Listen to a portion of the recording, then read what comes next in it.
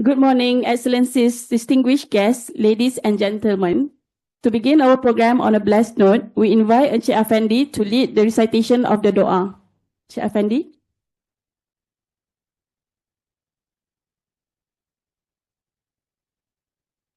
Bismillahirrahmanirrahim. Alhamdulillahirabbil alamin wassalatu wassalamu ala asyrafil anbiya wal mursalin wa alihi washabihi ajmain. Alhamdulillahirabbil alamin. Segala puji bagimu ya Allah, Tuhan sekalian alam. Selawat dan salam ke atas junjungan besar Nabi Muhammad sallallahu alaihi wasallam serta ahli keluarga, para sahabat dan seluruh umat baginda yang Engkau redai. Ya Allah ya Rahman ya Rahim, kami menadahkan tangan memohon rahmat dan keberkatan daripada-Mu. Jadikanlah majlis kami pada hari ini berjalan dengan lancar, teratur dan penuh dengan keberkatan. Ya Allah, pemudahkanlah setiap perancangan dan urusan yang telah diatur. Hindarilah kami daripada segala bentuk gangguan, kecuaian dan kesulitan, agar majlis ini berjalan dengan lancar dan dapat memberi manfaat serta kebaikan kepada semua yang hadir. Wahai Tuhan kami, pemudahkanlah dan kurniakanlah kepada kami kejayaan dalam majlis ini dan jadikanlah ia sebagai satu amal yang mendapat keredaan-Mu. Rabbana atina fid dunya hasanah wa fil akhirati hasanah wa qina adzabannar. Wa sallallahu ala Muhammad wa alihi washabihi wasallam. Alhamdulillahirabbil alamin. Thank you, Encik Afendi.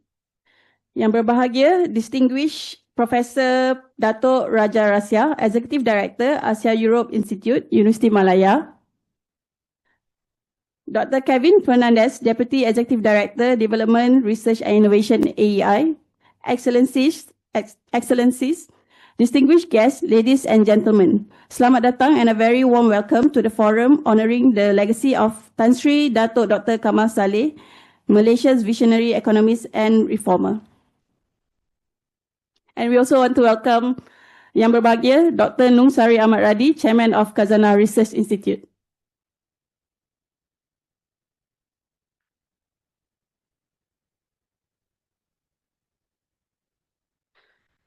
To begin our program, please join me in welcoming Dr. Kevin Fernandez, Deputy Executive Director, Development, Research and Innovation, AEI, for the welcoming remarks.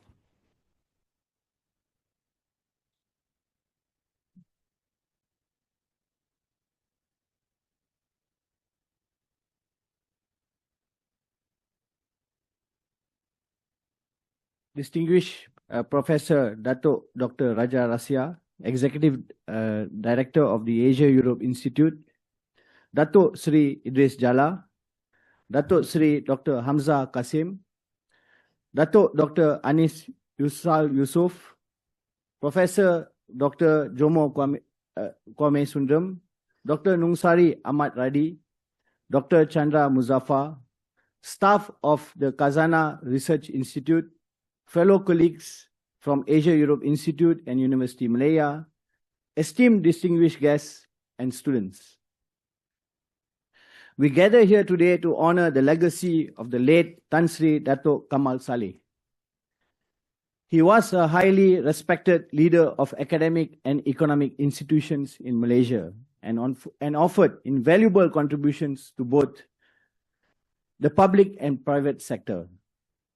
Most of the experts who are speaking today will delve deeply into his legacy as an economist and policymaker for Malaysia. However, we here at AEI recognize him as our Executive Director's dearest mentor, one who Professor Raja has always spoken of in high esteem and gratitude. We feel that much of Tan Sri Kamal's legacy is very much alive in the academic work that drives this institute. AEI currently offers two master's by coursework programs in ASEAN and European Studies and a PhD program by research. Tan Sri Kamal would have been proud to know that of the 99 enrolled PhD students, more than 50 are supervised by his protege, Professor Raja Rasya. One could say that the many supervisees under Prof. Raja's wing are the academic grandchildren of Tan Sri Kamal. Hence, his intellectual legacy is much alive and well in the ongoing economic research and policy-oriented work conducted by AEI students. With that said, I believe the two expert panels organized today will delve much deeper into Tan Sri Kamal's enduring legacy.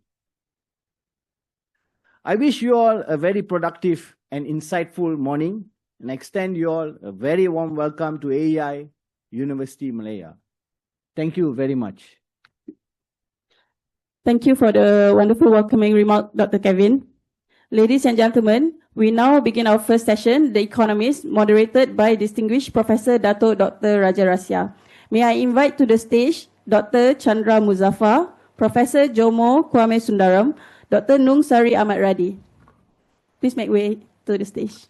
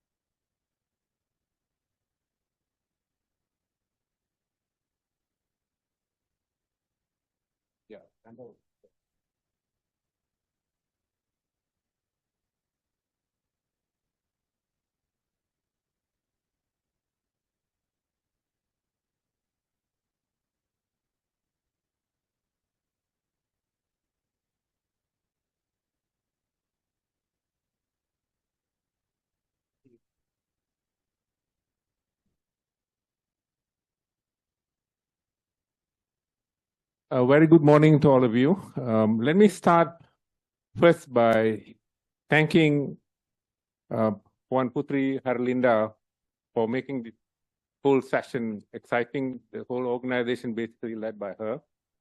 I'm thankful to her. And then, of course, Madam Shafa Mustafa for equally being part of this team that organized this talk here, where we see enough people recognizing my mentor, and of course, colleague and a respected friend of many of us here, Sri Kamal Salih.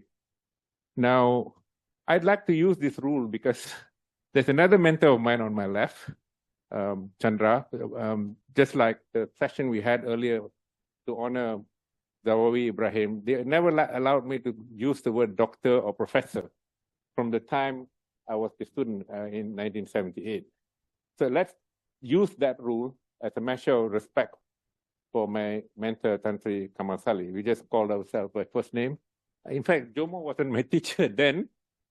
He too never allowed me to call him Dr. Jomo or what. I was his research assistant before I left for Cambridge. Now, having said that, let me introduce them before I speak about him, since I have the final session to speak about. I begin first with Jomo. Of course, his CV is too long for me to read. I'm sure you all know many things about him. But what I picked up as what I think are useful here will be he served the United Nations for development, economic development for 11 years in New York. I think he played a great role there. And then, of course, he was one of the founding members of IDEAS. That's another thing that he started. And of course, among his awards include the Leontief Award. I think he got it in 2007, right? Yeah, Leontief Award. But of course, recently, he's also got the Merdeka Prize as well as the Celso Furtado Prize. And he's one of our eminent speakers. Then, of course, my mentor, who I fondly remember because I studied with loans, he's the one who was my guarantor for all the expenses that I bought in USM, and he would do all the writing himself, despite the fact that he had difficulty writing then. Speaking about him, he's the founder of Aliran, and then, of course, he's currently the president of the Just World Movement, and a person who has stood up for human rights and justice, humanity in many different ways. I can, of course, continue mentioning, including the work that they've done to make that point, but let me say, in the interest of time, with that. Then we move on to Dr. Nung Sari. It's somewhat an enigma because we've been good friends. I enjoyed very much, even though not that everything I did he liked, or everything he did I liked. But I never got to know at that time the many companies he led. And therefore I thought that's the only biography that I have to read, more or less. He currently the chairman of or chair of the Kadana Research Institute, and then of course he was the chairman of Malaysia Airports Holdings Berhad. Currently sits on many boards, including Bank Negara Malaysia, Yayasan Rahimah Yusof, and Koperasi Tunas Muda Sungai Ara. Is a member of the Policy Advisory Committee to the Prime Minister and the National Economic Action Council. He was, of course, a former member of Parliament and served in many capacities for the Bank Negara, including being a board member. And of course, he was involved with the Prokas, Pengurusan Dana Harta Nasional, Syarikat Jaminan Pinjaman Perniagaan, dan Dana Infra Nasional. I'd also like to mention some names. First, I seek an apology because many of you wanted to speak. I'm sure many of you like Kamal. I never ever felt that he had any grudge against anyone. He was such a gentleman from the time I knew him. Because I was very close to him in many different ways. And I have to apologize to Tan Sri Sulaiman because for some reason we had to limit the speakers here because the experience of the Zawawi Ibrahim session told us that it's impossible to get people who love him to keep their presentations short. And of course, at that time, I also had lost his contact details. And then, of course, I'd like to also thank many others here. And I do want to mention this because his elder son cannot come. I remember taking him to play soccer in 1978 on a bike, Khalil Anwar. He couldn't come. And then, of course, I thought Shafril Hadi would be here, the second one. He used to be a good sprinter. Yeah, sorry. Yeah, nice to see you and the family, really. He used to sprint like anything. Now, and then, of course, I also like to mention, I don't know if she's here. Of course, she can't come, I believe. Rosna, Kamal's wife. And then, of course, I do want to mention, because I think she might be here, Diana. And many others who send their messages to me. Let's now begin first with Chandra to kick off this session. You want to speak now or the second? Okay.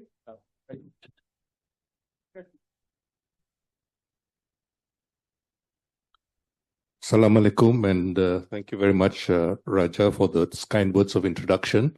It's a great honor to be here to remember Kamal, who was a dear friend to many of us, and I particularly want to express my condolences to members of his family, whom I have not seen for since the last century. Now, allow me to make a few quick remarks because we are time constrained, and I worsened the problem by getting caught in multiple traffic jams.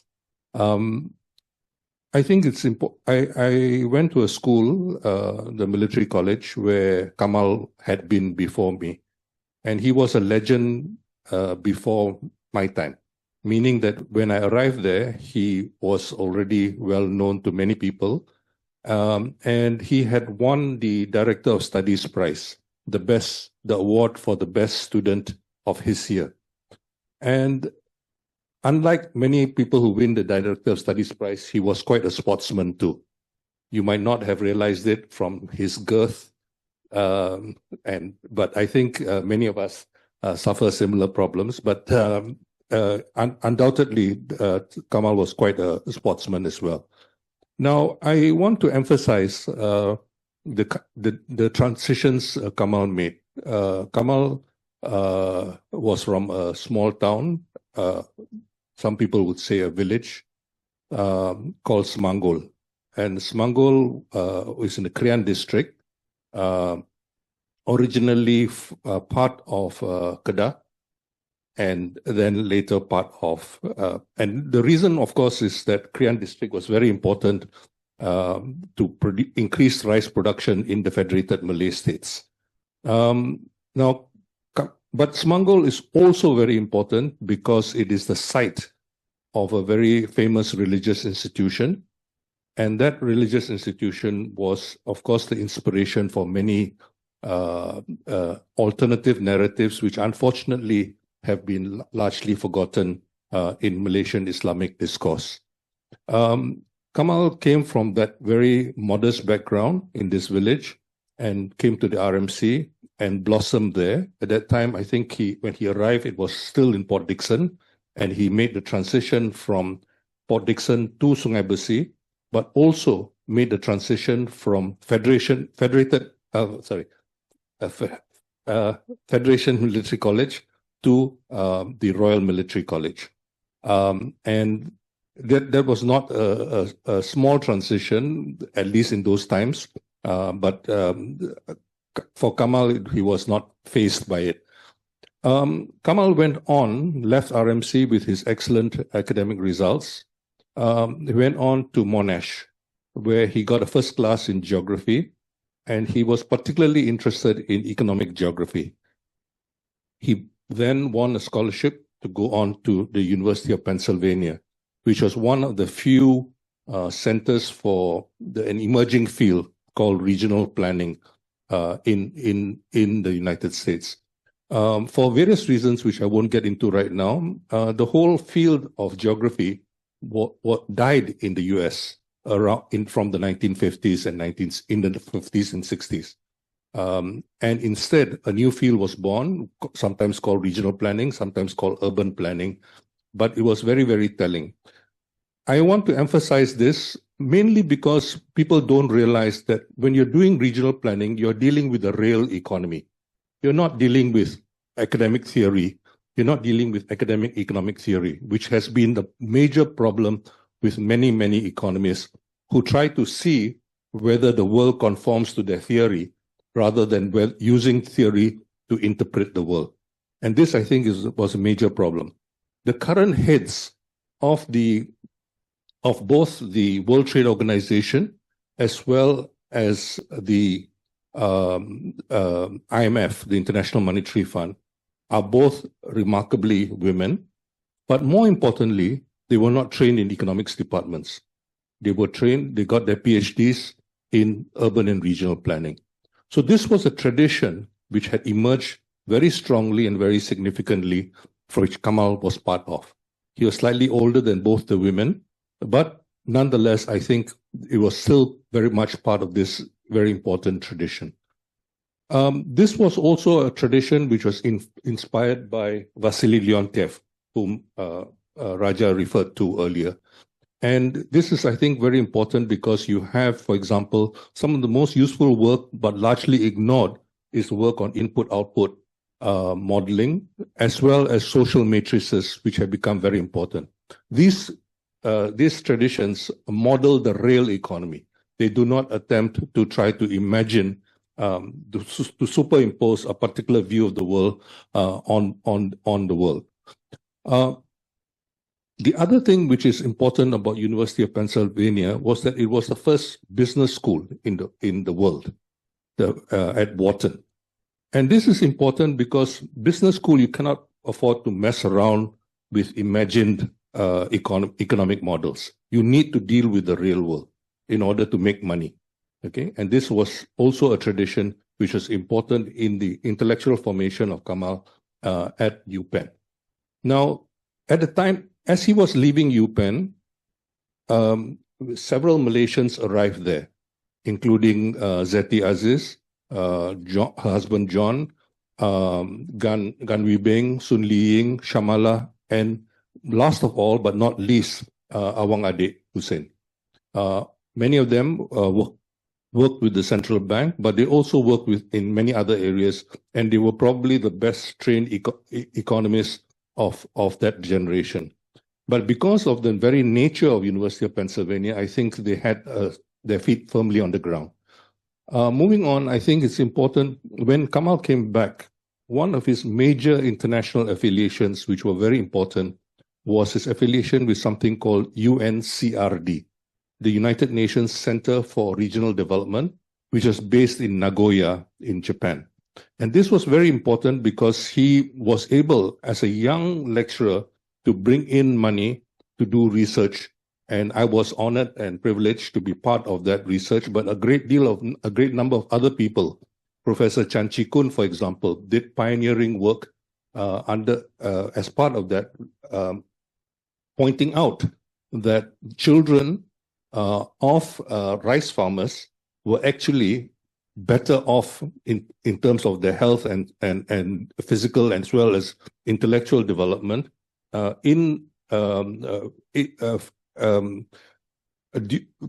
compared to rubber smallholders. Rubber smallholders' parents had higher incomes on average by, I think, about 350 ringgit, if I remember correctly, compared to 250 ringgit, which was a big difference in those days and probably would still be if you look at the proportions.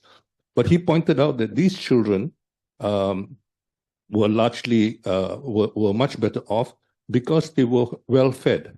They were getting fish, for example, which were caught in the rice fields in those days, which does not enter calculations of the market, but were very important for their physical development and so on. So I think it reminds us that this kind of research was very, very important in terms of getting our sense of how people are really affected and not simply getting carried away with numbers about GDP and so on. And it reminds us of the relevance and irrelevance of many of the indices which we use in our economic analysis to this day. Moving on very quickly, I think it's important to remember his collaboration with Fu Chen Lo, a Taiwanese economist who was very important in his formation. The other important intellectual influence was, of course, of K.J. Ratnam, whom Chandra knew from Singapore and came together to Penang. And K.J. Ratnam, of course, was a pioneer about thinking about science and technology policy. I want to emphasize technology policy because it's important. People could think about science policy sometimes disembodied from technology, and Ratnam, K.J. Ratnam, basically made a very important contribution in this area, and it was an enduring contribution because on many of our occasions when we would get together in the last decade, for instance. We would get together and often our discussions were over the problems of technology in this country, which Dr. Hamza, I suspect, will speak to as well. Now, one of the, in my view, the best supervised master's thesis ever and certainly in this country was that by Martin Kok Peng, who completed it at USM at the turn of that decade between the 70s and 80s, and it was subsequently published as Malaysian Economy Structures of Dependence. Martin Kok unfortunately also passed away on the 1st of April 2020, soon after the pandemic began. But I think it is very telling that it has been a very important influence in understanding the role of the colonial surplus, what many of us would call the colonial surplus.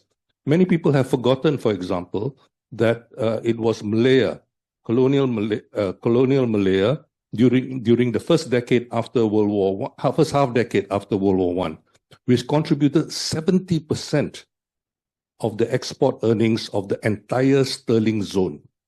Britain was bombed out. Britain had nothing to export. It was colonial Malaya which produced 70% of the export earnings. So just to, many people have forgotten how significant Malaya was for the British colonial enterprise, and it's important for us to remember that this work was done with Kamal's supervision at USM in those days. He was bypassed for possible appointment as Vice Chancellor of USM, but he went on to other things. And most importantly, I want to mention his leadership of the Malaysian Institute for Economic Research. And this was, of course, extremely important. And very importantly, he pioneered the production of indices on consumer prices and, very importantly, production prices. For those of you who follow the real economy today, you will obviously recognize the significance of these indicators. And to some extent, they competed quite successfully with the Bank Negara in those days. And when Bank Negara was doing financial indicators rather than indicators of the real economy. So Bank Negara, for example, put a lot of effort into calculating something called M4, which nobody does anymore because it is completely irrelevant and not very useful. But it reflected the financialization of the economy, which Kamal became a critic of as well. So I think it's important to recognize that Kamal went back after some years in politics as well as in business to MIER and tried to reorient it towards promoting the idea of industrial policy, or what some of us would call investment and technology policy. He gave memorably 6 lectures, which were hosted by Raja, and these lectures, I think, were a testimony to the agility of his mind, the ability to grasp new ideas and to creatively reinterpret them in very novel and more importantly, in useful ways. So I have to say that we had a very exciting relationship. It was full of disagreements, but it was precisely because of our disagreements that it was so productive. So many of you might say, well, you know, half empty, but for me it was half full, more than half full, and for that reason, I'm so proud to be here today to honor Kamal's memory and his contribution to thinking creatively in our nation and contributing to the nation in the process. Thank you very much for your attention. Thank you, Jomo, for your wonderful tribute to Kamal. Let me just complement that with a few things. Kamal was referred to by Anwar Faidal, one of his teachers, as having a mind way ahead of his age. That's what he said when he was at RMC. Now, apart from that, not only that he got the highest grade ever in geography, mainly regional economics, that's what Jomo pointed out. In the field of geography, he was also, apart from getting a first-class honors, he was a golden boy at Monash. And in addition to that, he was selected to be one of the members of the Australian combined university soccer team. And we used to play soccer. He was in the team for the academic staff of USM. Zawawi Ibrahim was also there. We were always in the training, but he never played a match because he was so busy. He had a powerful kick for a center half. I mean, a fullback kick, easy clearance all the time. You should have seen him play. It's like a thunderbolt. That's the way he would kick. To make that point, he was a great sportsman. I also wanted to mention again to compliment, Kamal introduced me even when I was a first degree student to Mel Logan, who was then the Vice Chancellor of Monash, John Friedman, Michael Douglas, Terry McGee, many other big names. Hu Chen Low was one of his lecturers at the University of Pennsylvania, and many other things that he did. I'll probably mention that when I conclude the whole session. Now I pass the cue to Chandra.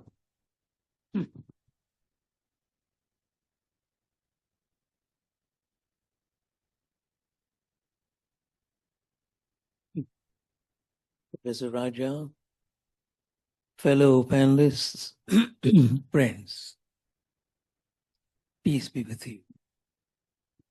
I'd like to begin by thanking the Asia-Europe Institute for this kind invitation.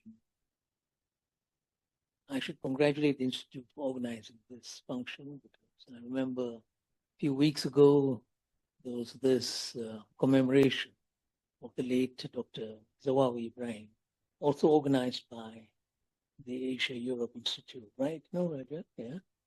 And at that function, I remember saying that this is an outstanding example of the good work that this institute is doing, is because we don't remember our scholars. We don't honor them, we don't perpetuate their work, and so on. And now you're doing it again. This time, in the case of Kamal, who had worn many hats, played different roles, but somehow they have not come forward to honor his memory. They may after this, I don't know. But I think it is good that this institute, he was not associated with this institute as such, right, Kamal? He was not. He was. Oh, adjunct to, I see. Okay, right. But not the way in which he was associated with certain other bodies in the country. Yeah? And yet I think it's good that your institute has chosen to do this. Now, like many of you, many of us, I was shocked to hear of Kamal's passing away.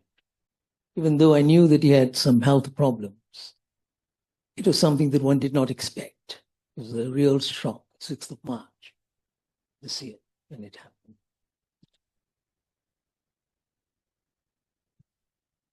It is something which left a deep dent in my psyche, partly because Kamal and I had been wanting to meet for 2 months, but we never made it. It didn't happen. He had come back from USM after the commemoration of the Center for Policy Research's 10th anniversary, 20th anniversary, or something like that.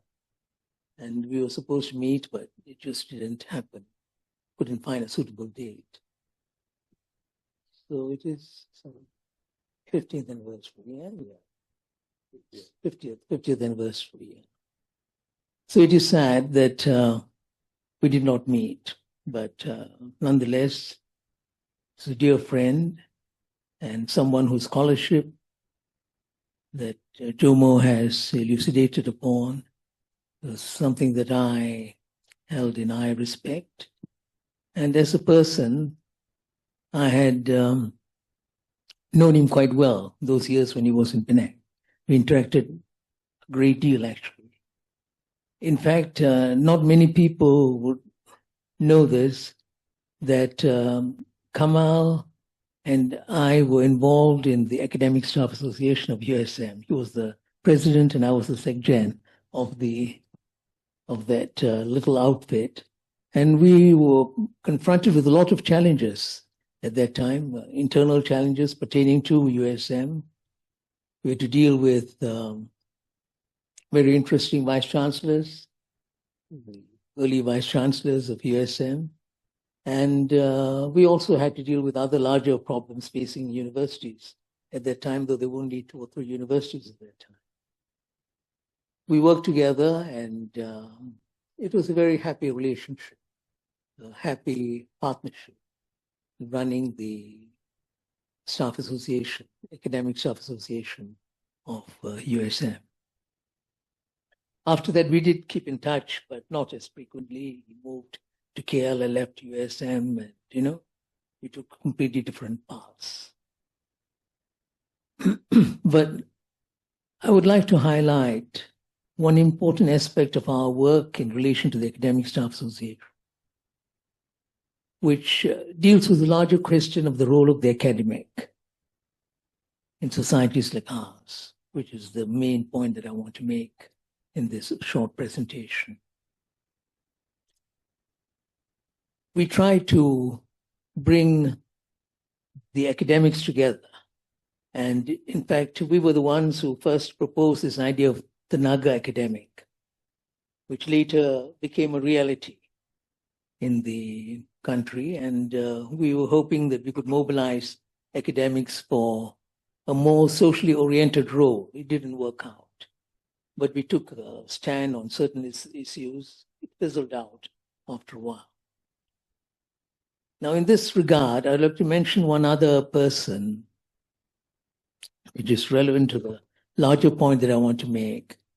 I think later the integration of the various academic staff associations was accomplished through the efforts of the late Professor Syed Hussein Ali.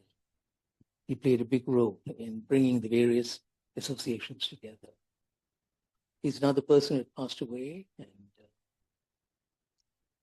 I would like to also take this occasion to remember him and to acknowledge the important role that he played. There is something which connects Kamal, Syed Hussein Ali, and myself. All three of us were politicians at different times in different roles. In the case of Kamal Salih, who is the subject of our discussion this morning, he joined UMNO because he really believed that he could bring about some change, meaningful change from within. And he could serve the larger cause from within. He was a very critically minded person who was very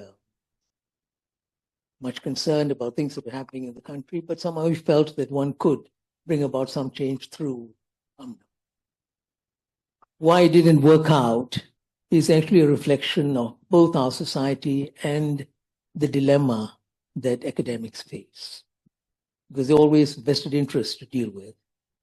There are situations which we as academics are not prepared for, that makes it difficult for us to handle the situations. And I think in politics, Kamal could have played a much bigger role if people had recognized his work. But nonetheless, he tried to make some contributions. And when Abdullah Badawi became the Prime Minister, I think, if I'm not mistaken, he was a sort of a special advisor to him in terms of economic planning and so on. And the idea of the corridors, I'm told, was actually Kamal's idea, which, So that's a major contribution in terms of the type of development approach to development that Jomo referred to, or the way in which the corridors were developed. Whether they succeeded, whether they fulfilled that role is something else. But Kamal played a role in this. Now, so we were free politicians in that sense. Kamal, I just mentioned. Hussein Ali was president of Parti Rakyat for a very, very long while until it merged with Parti Keadilan Nasional. And that merger was actually my last major 5 minutes, yeah, okay. Was my last, I'm coming to the end actually, was actually my last major contribution to Parti Keadilan. I moved the motion to merge Keadilan and Parti Rakyat at that time. And it was a successful merger. It's still there, I think, and making a contribution, though I don't have any information on what they have been doing now. But I think what it shows is that we may choose different paths in politics, but the larger commitment to the well-being of the people, that is what is important. And all three of us, in different ways, we've been concerned about this. The larger well-being, ideologically, there would have been differences here and there, but that was a commitment to the larger well-being of the nation. And this is why, as I said at the function for Brother Zawawi, people in universities and people who are generally regarded as intellectuals, they should be actively involved in society, now more than ever before. It does not mean that you have to join a political party. I'm not sure whether, at least in my case, whether it was the right thing to do to join a political party, but I just sort of dismiss that as one of the follies of old age. Join a political party, you make a mistake, that sort of thing. Nungzari is here, he's also a person who has been in politics. So there are people, and the wisest amongst us would be Jomo, who is kept away from direct political party affiliation. But you get into it, you learn a lot of things which you would never learn from your textbooks. You discover a lot of things about human nature, about struggle for power and all the rest of it. But it is a role that one has to play, not through party politics per se, mind you, but being committed to society and trying to bring about changes. I think one has to do that. This is what I call, as others have before me, citizens' politics, different from party politics per se. And I have added in some of my recent writings, citizens' politics devoted to humanity, not to power, not to position. That is the outstanding characteristic of citizens' politics. It's devoted to humanity, the larger well-being of people, because politics is undoubtedly, as it has been for thousands of years, linked to power. And you can't run away from that. If you want to be part of the political process, you have to deal with the question of power. But here, if you want to serve, you have to try to make politics something else, to elevate politics to a higher level. And that is difficult. And not many people have succeeded. I can only think of one major name in world politics who gave a spiritual, moral dimension to politics. This is the second Secretary General of the United Nations, Dag Hammarskjöld, who was a very spiritual, moral person and brought in that perspective, and he was killed in a act crash. But generally, it's very difficult. It is a very big challenge, but I hope the future generations will try to develop this. I'm coming to the end, Raja, you know. I'd warned Raja the last time that he chaired the OE section. You know, students shouldn't try to stop their former teachers. But he continues with this bad habit of his. Sorry, you know, I'm about to end. You know, so you know, it's a pity that we have not succeeded in politics in that sense.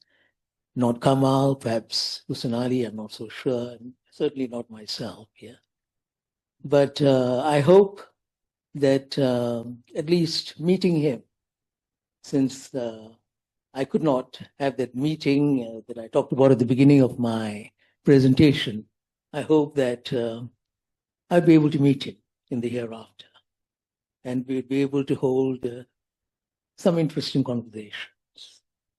But in the meantime, what I want to say is, such a dear friend, more than all the roles that he had played, politician, businessman, academic, and whatever else, I remember Kamal as a human being, actually. He was a very kind person, and I can vouch for that. He was very considerate, very compassionate. He was, in short, a good human being. And that, I think, is the greatest tribute that a human being can pay to another human being. He was a really good person. Thank you very much.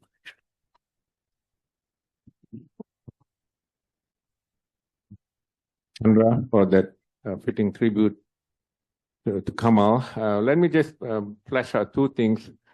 Kamal, indeed, as the advisor to Pala, gave the corridor framework. In fact, he had served with Benjamin Higgins, the Jangkar Triangle and so on, dealing with those issues before, even before I met him. But what he mentioned to me, and of course, records prove those points that he actually said. He wanted this clarified because some people who have criticisms about the corridors end up blaming Kamal. But actually, Kamal only gave it the framework, but he wasn't allowed to continue with that. So even though we often interacted talking about it, he too disagreed with a number of points that came about subsequently, but he wasn't in control at all then.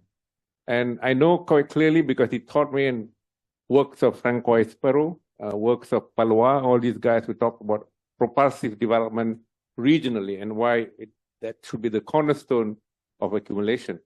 Now, coming back to this, the other thing that I think what Chandra brought about, I think is really important.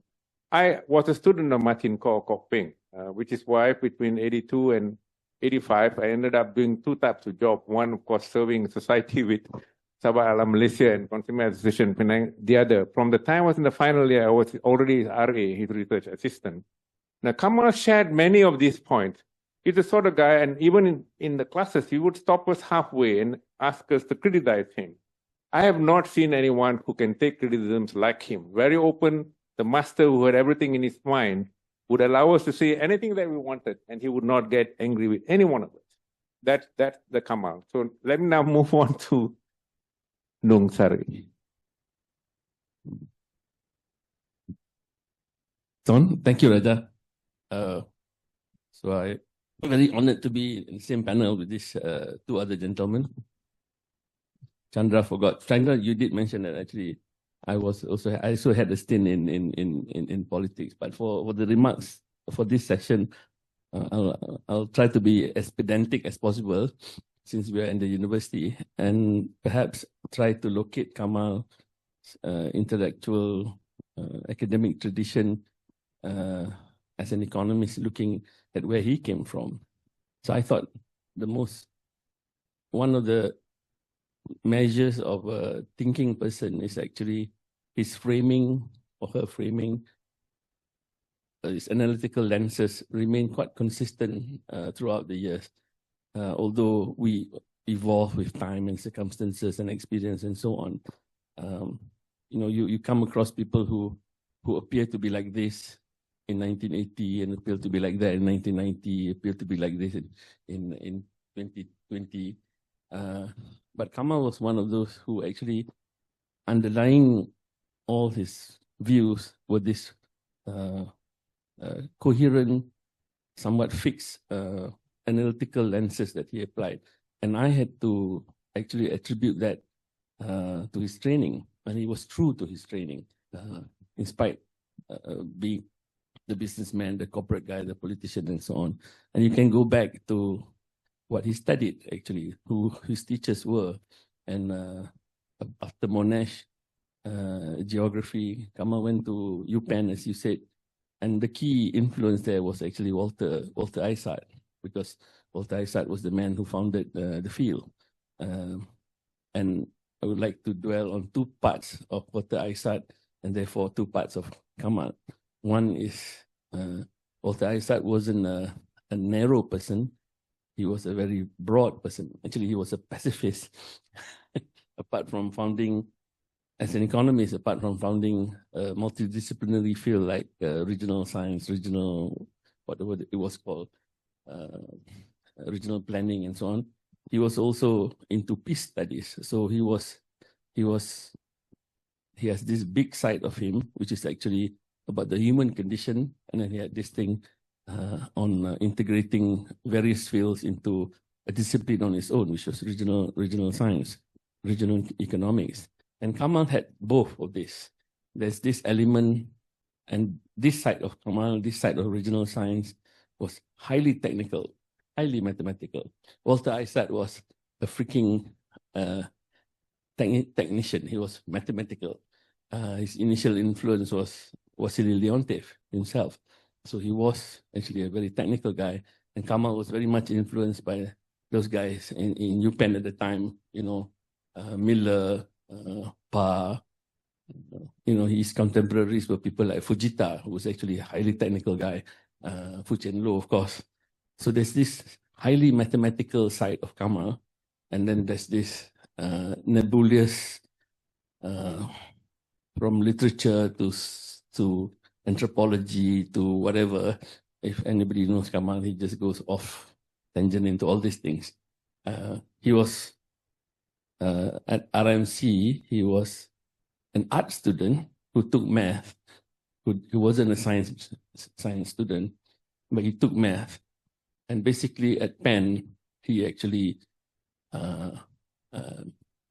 absorbed the whole technical side of what regional science was at the time in UPenn. So he became this. So Leontief had this structure of input-output table, which is basically geometry. Geography is geometry. More than 2 dimension has to be matrices. So Kamal was into this matrices stuff, right? A matrix can be rows and columns. Input-output table is about inputs and outputs and demand. And the people in regional science like Kamal basically redefine the thing into regions, sub-regions, and then take the whole thing and turn it into a national economy. In fact, his doctoral thesis was actually a multi-tier, and that is the audacity of Kamal lah. Pergi ambil multi-tier planning mechanism and imposing constraints on the sub-regional levels, and then constraint on regional level, and then aggregating it to the national level. So, and that, if anybody who knows a bit on metrics or linear algebra, poses a horrendous mathematical problem. And he was into those things actually, like inverting matrices and things of that sort. So he did it. I thought I did mine in 4 years. He did his PhD in less than 4 years actually at UPenn in trying to get it done. But it was a highly technical field, and it forever shaped the way he looks at a problem. You know, Kamal would look at this as a space, and then characterize the space, and then try to observe patterns in this space, and then relationship between that part of the space and this part of the space. That's how he thinks, and I thought he was fairly consistent about that throughout the years. Actually, the whole notion of space, the corridor bits, actually it came from him, because he part of the literature in that tradition was all this gravity model, locational models that was prevalent, and people like Krugman took the same thing but applied it to trade. People in different parts of economics take the same methodology and apply it to different things. So Kamal had that consistent spatial, somewhat geometric view that was intersposed with people actually, and that's what makes him a very human being, because in spite of this highly technical, somewhat positive analytical view of the world, there was this very human element of his thinking, and it was this side of him that really went bonkers, right? Sometimes this side was fairly constrained by mathematics. Now, this side of him tend to go all over the place, and the audacity of the man is actually to try to bring this side in order to explain this side, although he wasn't successful most of the time, because if you know Kamal, audacity is perhaps the word to use lah. The audacity of thinking on the human side of the human condition, and then trying to use models to explain the human condition. I consider myself, I mean, I'm not like Chandra or Jomo. Jomo went to school with him, or different period. Raja was a student of his. I was a school kid, a school boy in Penang when USM was started. So the Penang School of Development, the Penang Kamal, KJ, CPR at the time, they were so audacious that they wanted to create a Penang School of Development. Right? There is a particular view of how development should happen. That was how audacious the young guys in Penang was at the time. So, but my interaction with him at a personal level was a bit later in both our lives as an academic, because I started my career much later than you guys, the different vintage. In 85, then he was on the board of UUM, and then I actually wanted to join MIER when he started it in 86. So that was why we started. But then I went on to do, enter the murky world of politics together with Kamal actually on the same. But you should always, I think young people should, I just wanted to end by saying that young people should, Jomo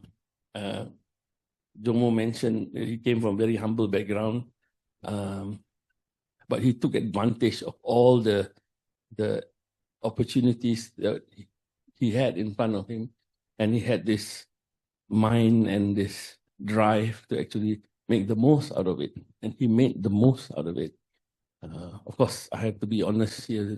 Kamal is also one of the most kira tardiest person lah. Kalau you do co-authorship dengan dia, you'll take like forever to finish one piece lah. And I don't know how you handle it, but More to come. I don't know how you handle him, but if I were to do anything with him, co-authorship, it's one hell of a job. But when he comes out with it, it's actually bloody brilliant.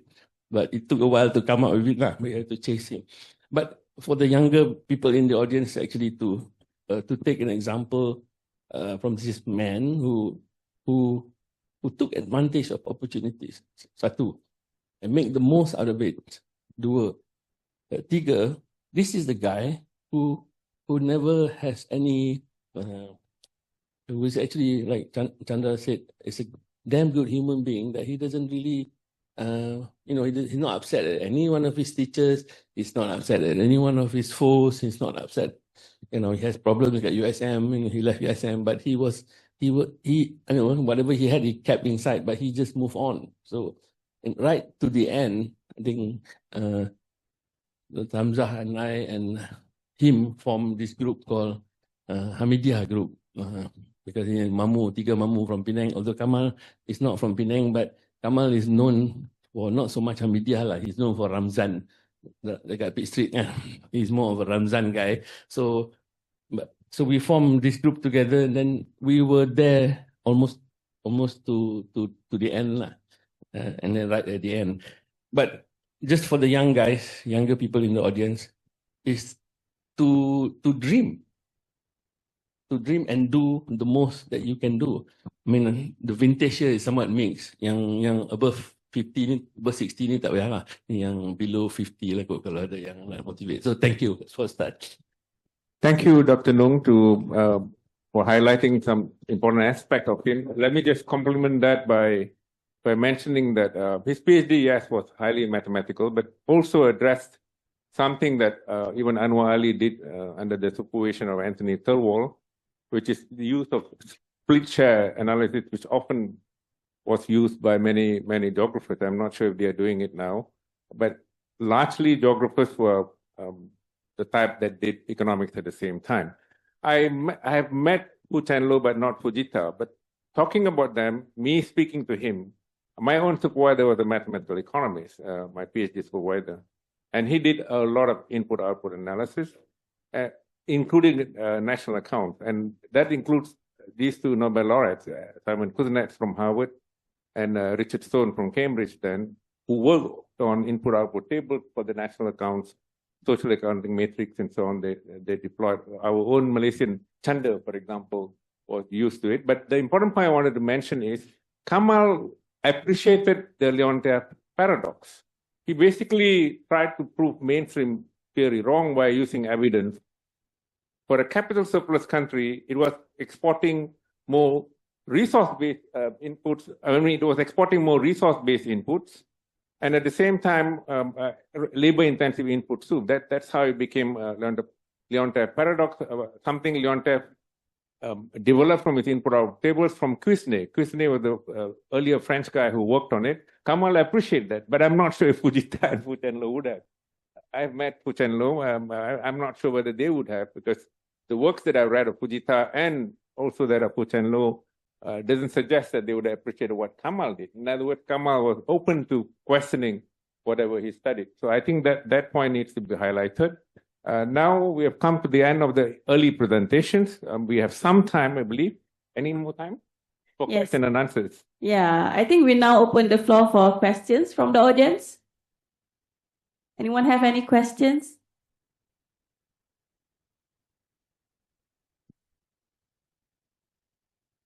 Yes. Maybe we can share mic. Yeah.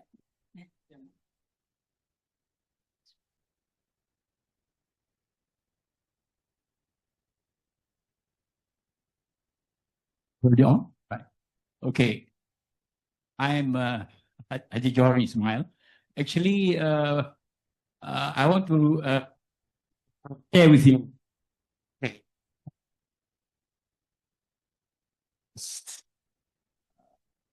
part of his life.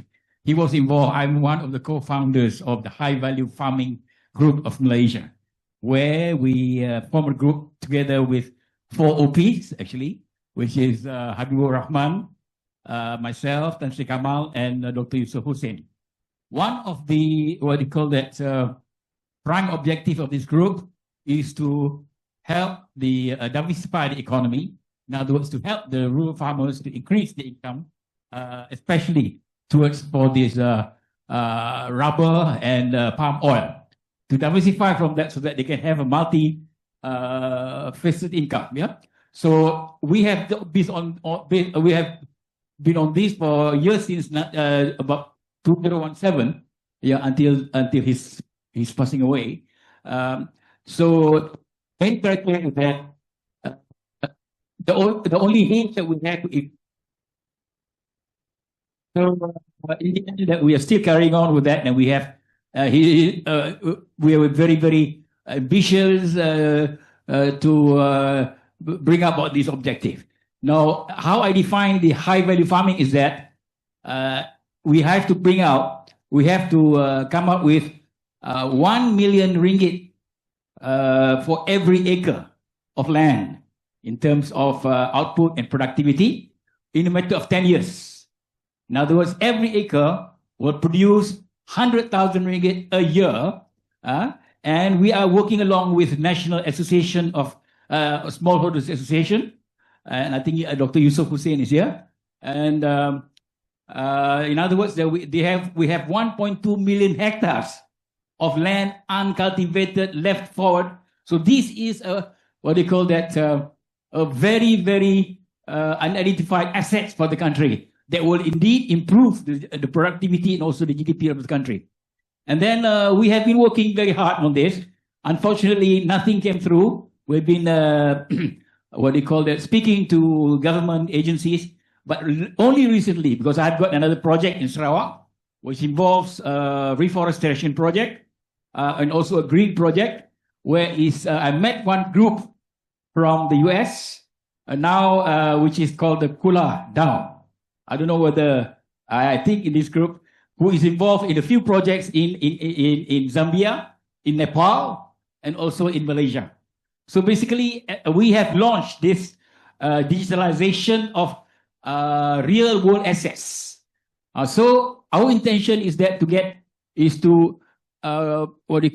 digitalize the unutilized 1.2 million hectares of land, yeah, so that we can create more output for country.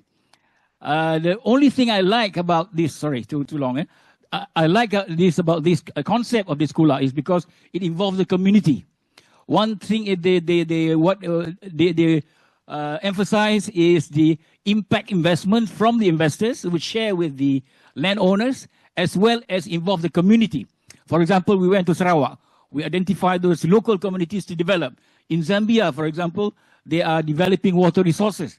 In Nepal, they are having the hydroelectric project. Could you kindly shorten it because others would like to speak too? Yeah, sure. Okay, yeah. I just shorten that. This is part of Sri Kamal's last wish, that this is being pushed forward so that we can realize his dreams also. Yeah. Thank you. Thank you. For the rest of you, please, I beg you all to keep your interventions, tributes, and comments short. Next questions, please.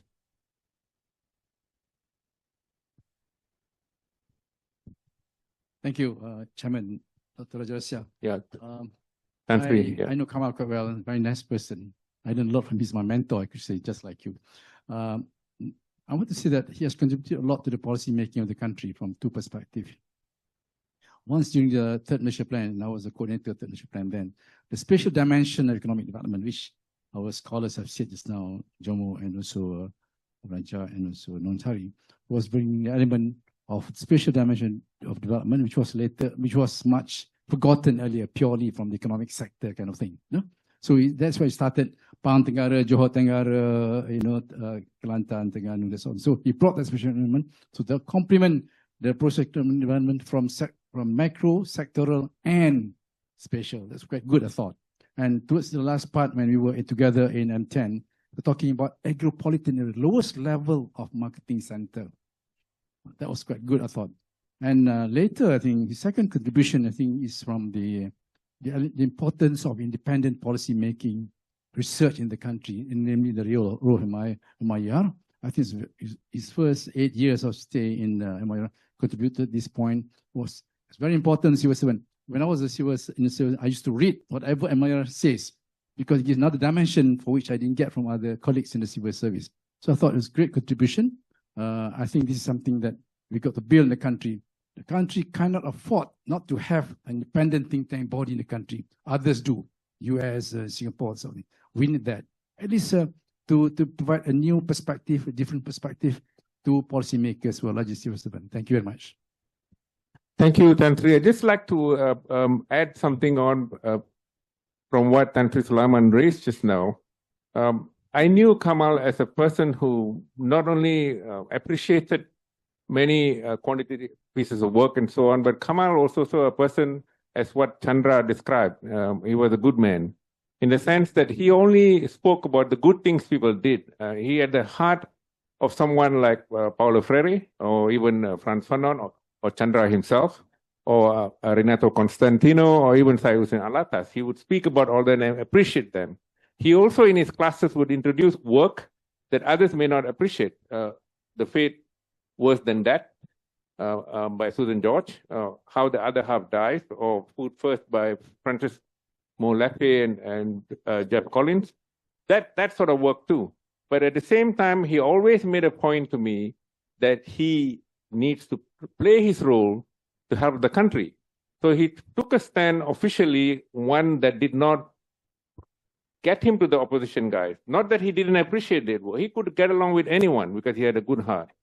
But he felt that he needed to contribute to national development, which right from the time he attended the Mageran under Tun Razak. And that, although I wasn't there at the time to be with him, but very early on, he was narrating these things to me. I often sat in his car when he was the Deputy Vice Chancellor. We even went to see the driver he had, Saad. He had forgotten in Balik Pulau when I was chairing his 5 sessions here in a book that he planned to write but didn't finish. Others, please.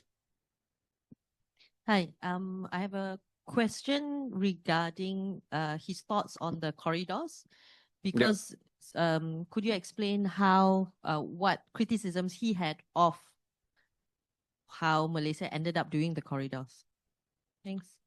If you are directing the question to me, because we discussed a lot, and I also have a chapter on Oxford Handbook of Industrial Hubs. My own personal interviews with him are also there. This is by Akebe and Justin Lin. It came out in 2020. That many things that he felt that were in line with how Francois Perot or even Palois, Francois Perot's piece is in the American Economic Review 1950, you can actually see elements that he was narrating to me. I could connect with that because I had read that independently of him telling me. And he was right in saying that how these things should have focused, targeting them into clusters, how the meaning of clusters should have been understood and implemented. He felt many things wasn't right though, because he wasn't in charge. He made it clear that he wasn't in charge. So in my mind, he knew he should have been led to coordinate those things. Not that they're failures as such, I wouldn't say they're failures, but he was talking about raising synergies more than what was being appropriated. That's more like what he was referring to. I don't think we have time to go beyond that. I can, of course, chat with you much more after this session. Yes, please.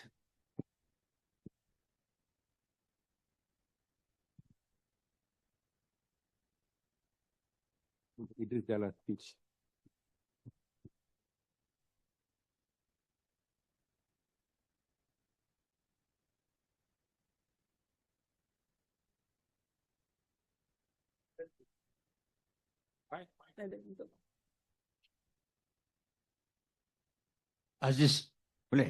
Aziz Rahman, classmate of Kamal Salih, 62-65 Royal Federation Military College.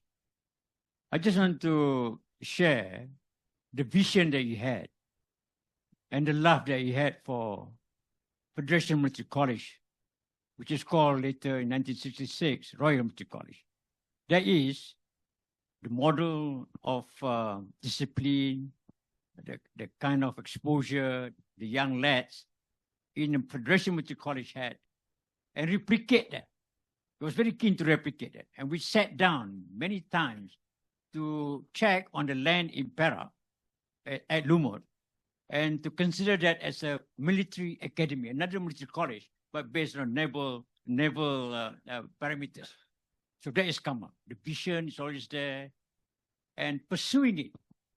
But being a Royal Military College person, we're very bad in politics. We are only yes and no, but very few maybe in the course of our actions. And I'm one of them. So not many, except for Leon Sheikh and possibly Radhi Sheikh Ahmad, or Anwar Musa perhaps, that came up. But the rest, we stay on 1 term, 2 term, 3 term, that's it. Because the belief in the principle of Royal Military College is much bigger than what's happening in the real world. Thank you. Thank you. Yes, there's someone with a hand up out there. We have 10 more minutes, right, MC? 5 minutes. 5 minutes, sorry. We have only 5 more minutes.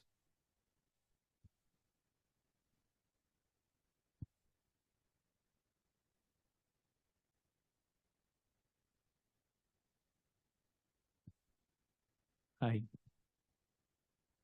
Testing. Hi. My name is Christopher from Khazanah Research Institute. And I just want to mention one intellectual contribution of Tan Sri Kamal, which I think is not mentioned in today's discussion, which is that he was also the lead author of the first National Human Development Report for Malaysia, commissioned by the United Nations Development Programme back in 2013. And I know this because I was the program manager of that project at the time, and I worked very closely with Tan Sri Kamal Salih during that period. And I just want to quickly mention 3 quick reflections of Tan Sri as the economist and also the human. First is that given the economists in Tan Sri Kamal, I think he wanted the report to focus on growth and development, and he wanted that to be a deeper and more critical analysis of the new economic policy and also the kind of policy development since then. But as the lead author, he also ensured that there were chapters on women and inclusive growth. There were chapters on Bumiputra minorities. And also he ensured that there was actually a case study on Indian plantation workers as well. And I think that demonstrated that in Tan Sri's economic thought, there's always a space for the minorities and those who remain on the margins of society. And I think inequality was not a very popular topic then. And I think maybe it is also not a very popular topic now. I'm not sure. But there were so many tough conversations to be had with different stakeholders. And I think that was when I saw how Tan Sri stood his ground and how he demonstrated his political astuteness, as well as his caring and gentle approach at the same time. And I think finally, just to say that Tan Sri, we have heard how he has mentored many big names, but I must say that he has also mentored many younger researchers, research assistants, and also interns. And I count myself as one of them. And I think many of us will still remember him as this very humble and approachable leader and intellectual. Thank you very much. Thank you, Chris, for bringing that out. It was Kamal Malhotra, then the UNDP director, asked me to write the proposal and also as an evaluator of the report. Eventually, we brought in Muhammad Khalid, Dr. Muhammad Khalid. We brought Lee Hock An, and of course, Datuk Anis Yusal himself also contributed a chapter. Many others include Shamsul Amri Baharudin. Thank you for bringing that out. I think we have 3 more minutes. Based on your time, Shafa. I think another question there from maybe a sharing from our audience. Yeah, yes. One more, maybe one last. A lady here, Professor? Yeah. Okay. I'm sure she having known Tan Sri Kamal, she will have something to say. From USM days, yeah. Maybe the lady first, and then second one after that. All right. Yeah, I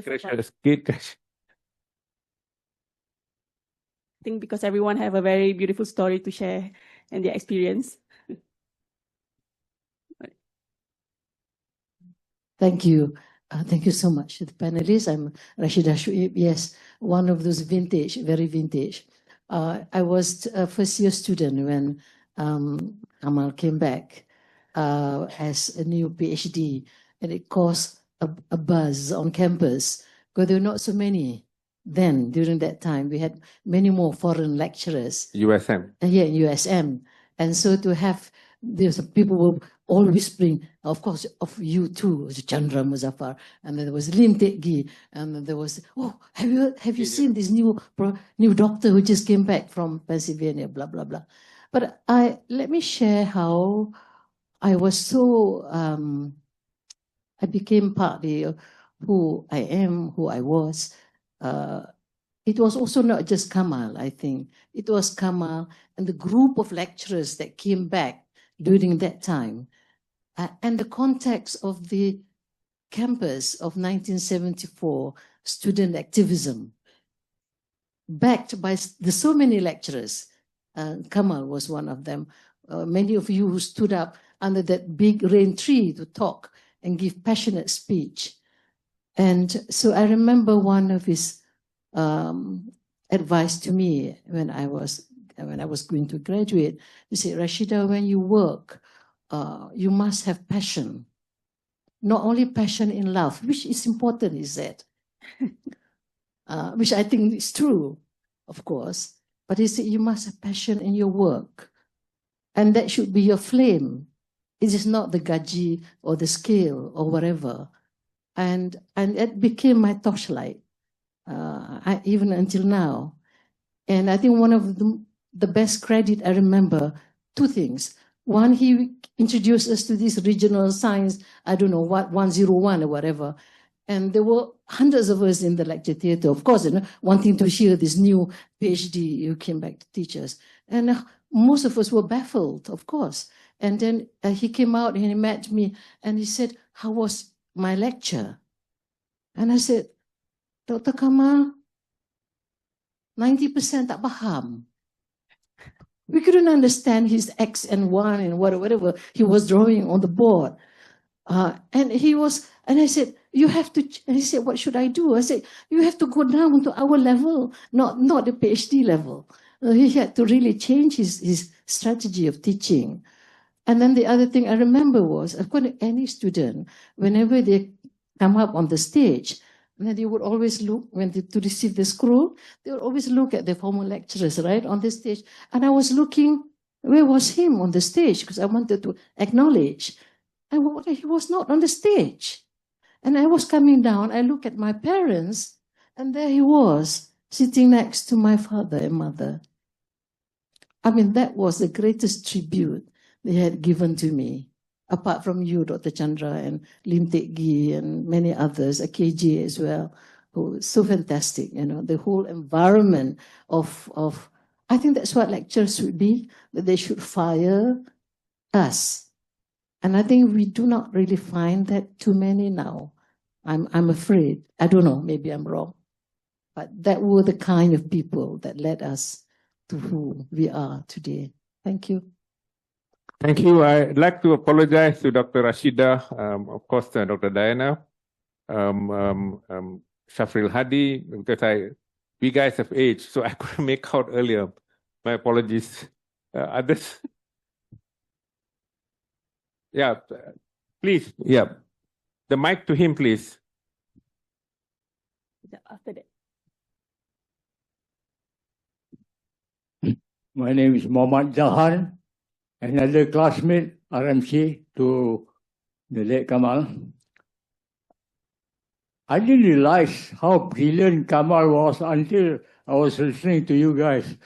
Anyway, my direct question. Given the environment of the country, where politics is so dominant, and then looking at what's happening with the education system, can we produce more Kamals? Thank you. Nice question. Let's hope we can produce more Kamals. I remember walking with him in Wangsa Maju, where he was not nominated to defend his seat. he was so popular on the ground. So I'm not, if it was the people themselves electing, I think he would have continued to serve as a member of parliament. That the perception I had walking with him in Wangsa Baju. Please, please go ahead. Actually, unless we chill out lah kan, Malaysian lah, kita kena chill out sikit lah. Then we will never produce the environment for which nak produce people like Kamal or people like here on stage. I think we are too uptight sekarang. But let's accept that despite all this enduring reference to him, it's unfortunate that over his last years, he used to complain to me, the government is increasingly not listening to him. I was very sad for me to hear from him, but indeed, I think that more or less became the reality then. Other questions? Just in the interest of time, we have another second Q&A after the session number 2. Okay. So maybe for now, maybe we can take a short break, 10 minutes break. We have snacks and coffee at the foyer, and maybe come back in 10 minutes time. So 10:40 we'll be here to start second session, moderated by Dr. Nung Sari. Thank you so much.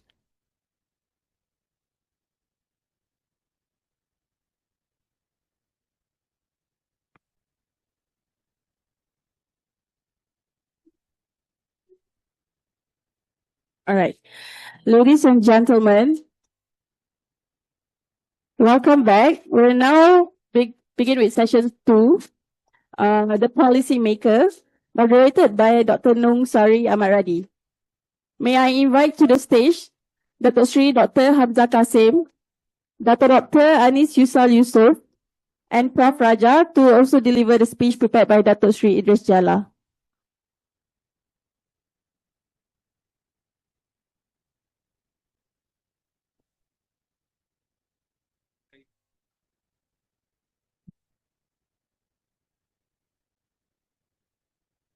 Thank you. Assalamualaikum. Good morning. Yeah. Let's get started in the interest of time. I think this session is supposed to look at the policy contributions of Kamal. The earlier one was looking at his academic career. So we're privileged to have, and I'll start on my left, Dr. Hamzah Kasim. Dr. Hamzah and I, with Kamal, we were part of the Hamidiyah group. So that's one. The other thing, Dr. Hamzah, so many things in his career. He was a partner at the consulting firm. He started his own consulting firm.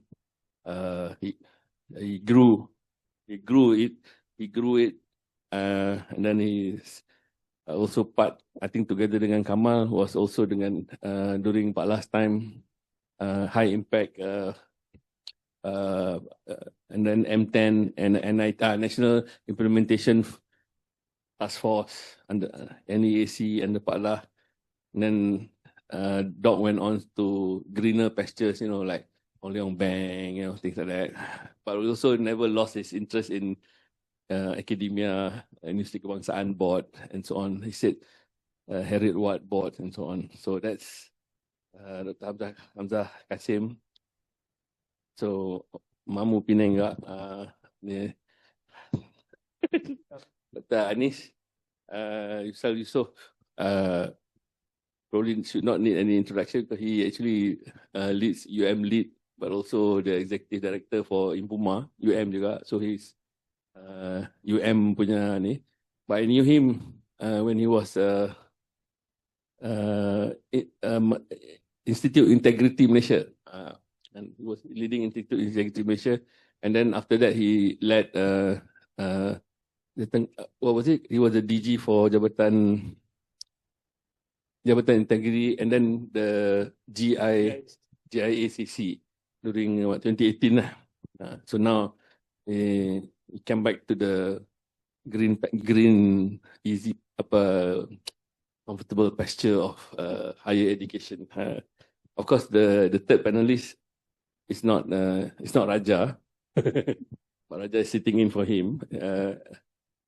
He's sitting in for Idris Jala, who agrees, but who can't make it, but left behind some words for for Raja to read on his behalf. So probably I'll start by saying I think we should celebrate the contributions that Kamal has done in his policy work, and in that sense, I'll start by saying Kamal and I entered. I wanted to join Kamal in MIER, and then he left MIER for the corporate world, and then in 1995 we stood for elections together. So we entered Dewan Rakyat together. So we sat. Somehow the sitting was coincidentally, I don't know on what basis they arranged the sitting, but we were seated just across from each other. So that was Kamal lah. So Kamal and I also shared the siapa kata tadi ni apa Tan Sri Aziz kata was when we were in politics. Tan Sri was already in politics. He was a senator then. It's also. No, but he went back to Pahang. He went back to Pahang and became Timbalan Menteri Besar. When I entered Parliament, he was a senator. But like he said, both he and Kamal and me survived only one term lah. Tadi Chandra kata Syed Hussein dengan siapa? Seorang lagi? Syed Hussein, you, Syed Hussein and Syed Hussein Ali. You said three of you. Oh, Kamal lah. Yeah, that's a common thing. Okay. Also. Didn't really survive politics lah. So the domain of advocacy for ideas to become policy is actually politics. Unfortunately, to be in that domain is very difficult. Tengok Tian Chua tu kat situ, smiling there. So with that, I'll start with the order that I introduced the gentleman. So it's also very telling that, and perhaps reflective of the times lah, kan? Both panels tak ada ladies, so probably reflected the times. Gender sensitive people. Okay. Okay, maybe I'll start with Thank you, Dr. Ning. So I'm privileged to be invited to speak on Tan Sri Kamal Salih, who have known me for around the last 30 years. The first time I met Kamal Salih was when I was the research director of the major project called the Industrial Technology Action Plan in 1990 in ISIS. I just came back on my doctoral thesis on diffusion of technology and on behaviors of enterprise, and then Nordin Sopi, who was the DG of ISIS, the great days of ISIS in 1990, invited me to be the research director on this project, which the government, the Council of Technology Transfer and MOSTI, to implement this major plan as part of Vision 2020. The whole project was about technology-driven industrial development. And that is key as part of Vision 2020, hoping that by the next 30 years, we will migrate to the high value chain, and like the Koreans and the Taiwan, to drive a technology regime in our industrial policy. So Kamal Salih was one of the few advisors to help me to manage the project. The other was Dainul Aznam, Dr. Ismail Saleh, and also Anwar Ali. It takes, we're having these people around me to divide the scope of the work can take weeks, because everyone have a brilliant ideas how to approach this project. This is about very critical, and Kamal has interest in technology, as Jomo was talking earlier, since the USM days, and however this subject came about was Tun Mahathir at that time, very much technology centric prime minister. So he likes the industrialization process. So Kamal contributed because he understands that the integration of technology and industry is very critical for the future. If you read his latest chapters on Crouching Tiger, which he came back 5 years ago, that reflect his disappointment that what we started 30 years ago has not led to this outcome where we are low cost economy, labor intensive, and also a low wage economy, as compared to the aspiration that we have around in 1990.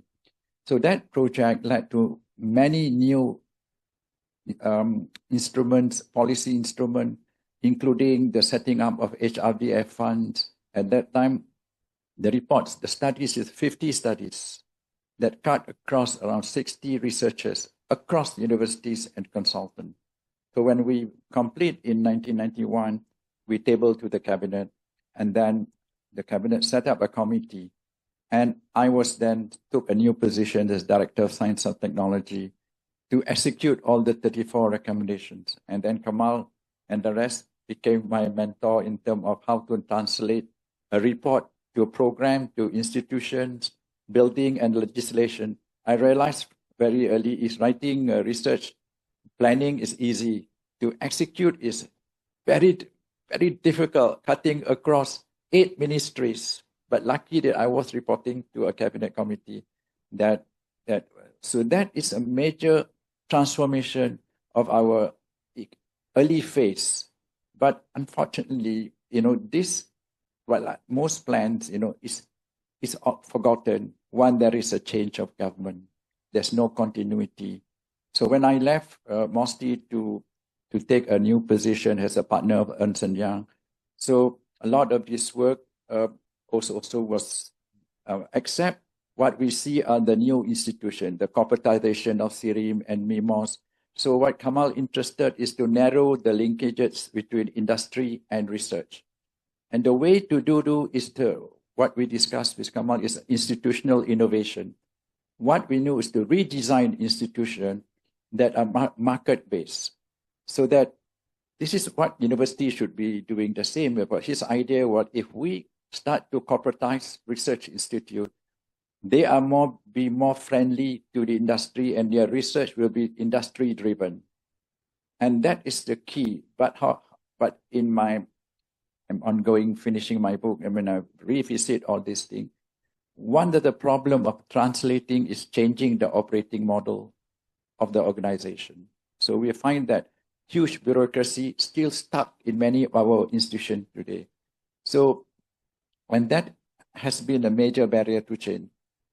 So when we finished the report, it was a major transformation across the industry. We have to study all the sectors of the economy or the manufacturing and measure their technology capability, and also cross-cutting studies across human capital, R&D, and all this thing that lead to the restructuring of IRPA, which I was in the research grant, which I was running at the MOSTI.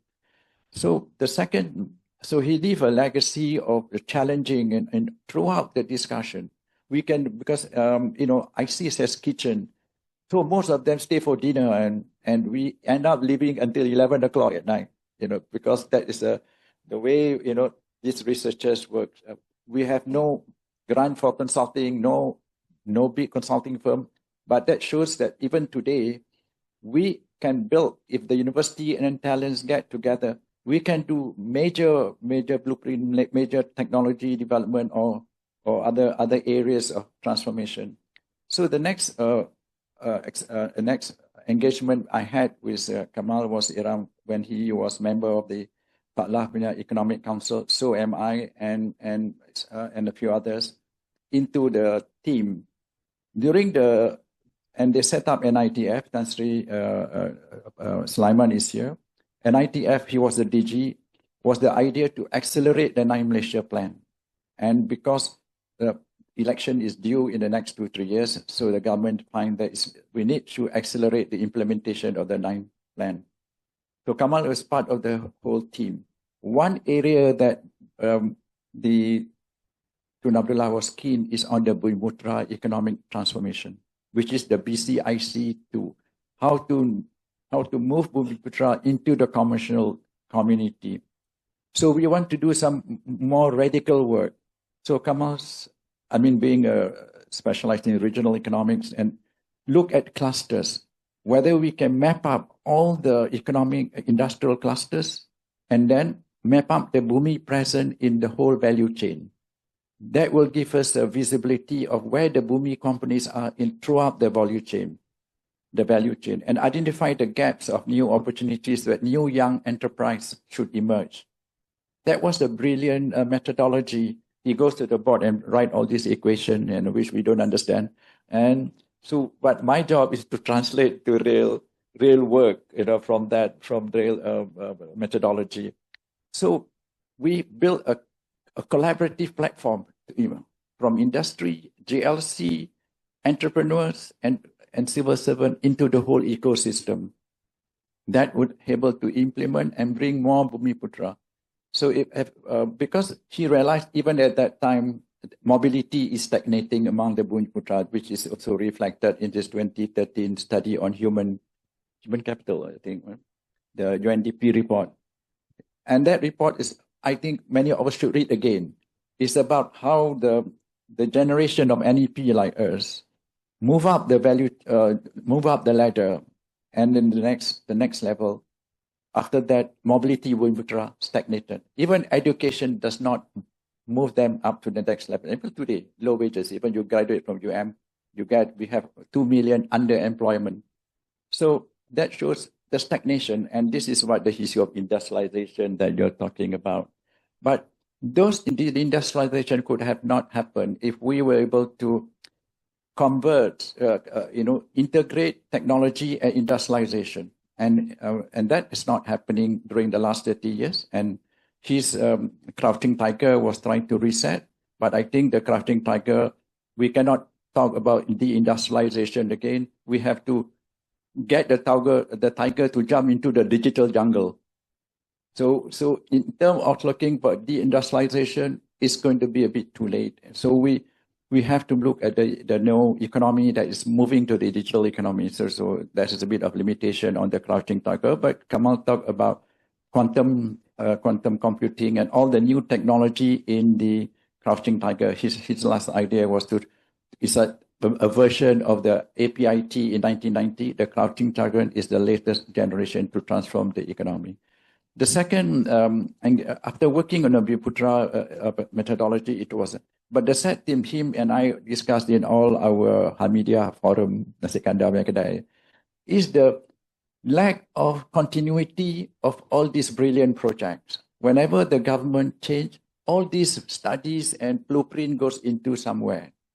And that lack of continuity means that we need to institutionalize all the policies and that need strategy that's been articulated during the times that we need, but that lack of continuity led us to where we are today. And so the next one I have a citing engagement was Nungsari and I, and Kamal was assigned by the government to go to Damascus to help after Patlah to Abdullah visit Syria. They asked for a technical assistant to revamp, to transform the Syrian economy from a socialist state to a more open economy. And, Kamal and I had known, and I see the other side of Kamal also in Damascus. we all of that. He has this serious glaring, and looking somewhere. And I was thinking, are you worried about tomorrow, our presentation to the cabinet? And I realized he was enjoying the beauty of the Syrian ladies, So. And I joined him, and I become a thing. And I say, can we call no need, no, he's a boring guy. He don't appreciate these things now. So we go to Damascus every few months, and my wife will want to follow. I say, no, it's a very dangerous place. There's the Iraqi war is the other side. So we work, and we have a problem because most of the cabinet were trained in Russia.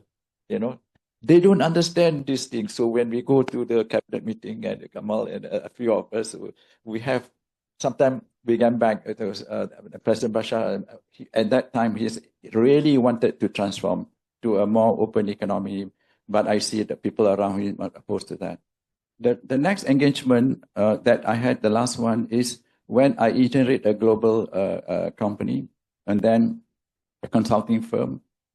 And a lot of our assignment came in on public policy. And I have to set up a special team of advisory, which is Zainal Aznam, Kamal Salih, Nung Saria, because we are given by the government to assign major restructuring of companies, of GLC companies. And Kamal ideas about how to compromise between institutions that have dual purpose, commercial and social outcome. And that is a very difficult challenge for us to do that. And that's moving. So lastly, after having this one, I read his last book, not last chapter, was working on the Crouching Tiger. I think he was trying to transform the economy, transform to the vision that he had in the early days. But what we could do the least is to carry his journey. And for the young people, or those listening to this, is this a role model of committing to public policy, a vision of the country? And I think that generation of Zainal Aznam and all Tan Sri Slamet and all those things that put up the map, the roadmap, the young generation have a chance to follow their footsteps and contribute to the country. Thank you. Thank you, Dr. Hamzah. So I think one of the things that people like Hamzah and I and Kamal, I'm of course younger than them, keep doing these silly things is actually because I think we have benefited from the country throughout the last 50, 60 years, 70 years. But we have this feeling that we're leaving the country in a mess. So the older folks in this room who have benefited from the country the last 60, 70 years are living behind a country that is actually not as promising for them as it was when we were younger. Again. So part of the it's mea culpa lah orang kata kan, it's an apologia for screwing up or not getting it done. But anyway, since there's a picture there, I just want to say this is the Hamidiah group. So it started with 3 je, Kamal, Hamzah and I. And then up to a point we inducted in Muhammad lah. But Muhammad is somewhere, that's why he's not here. So he's in Japan. So I think one of the career risks of policy work is political changes lah. Bila ada political changes or even personality changes, then the so-called policy advisor kena potong kepala lah. The only 4 orang ni yang kira constant is Dok seorang lah. Yang lain dia ada Kamal and I and Muhammad ada naik turun depending on who's the Prime Minister lah. Okay, so so we pass to the tennis.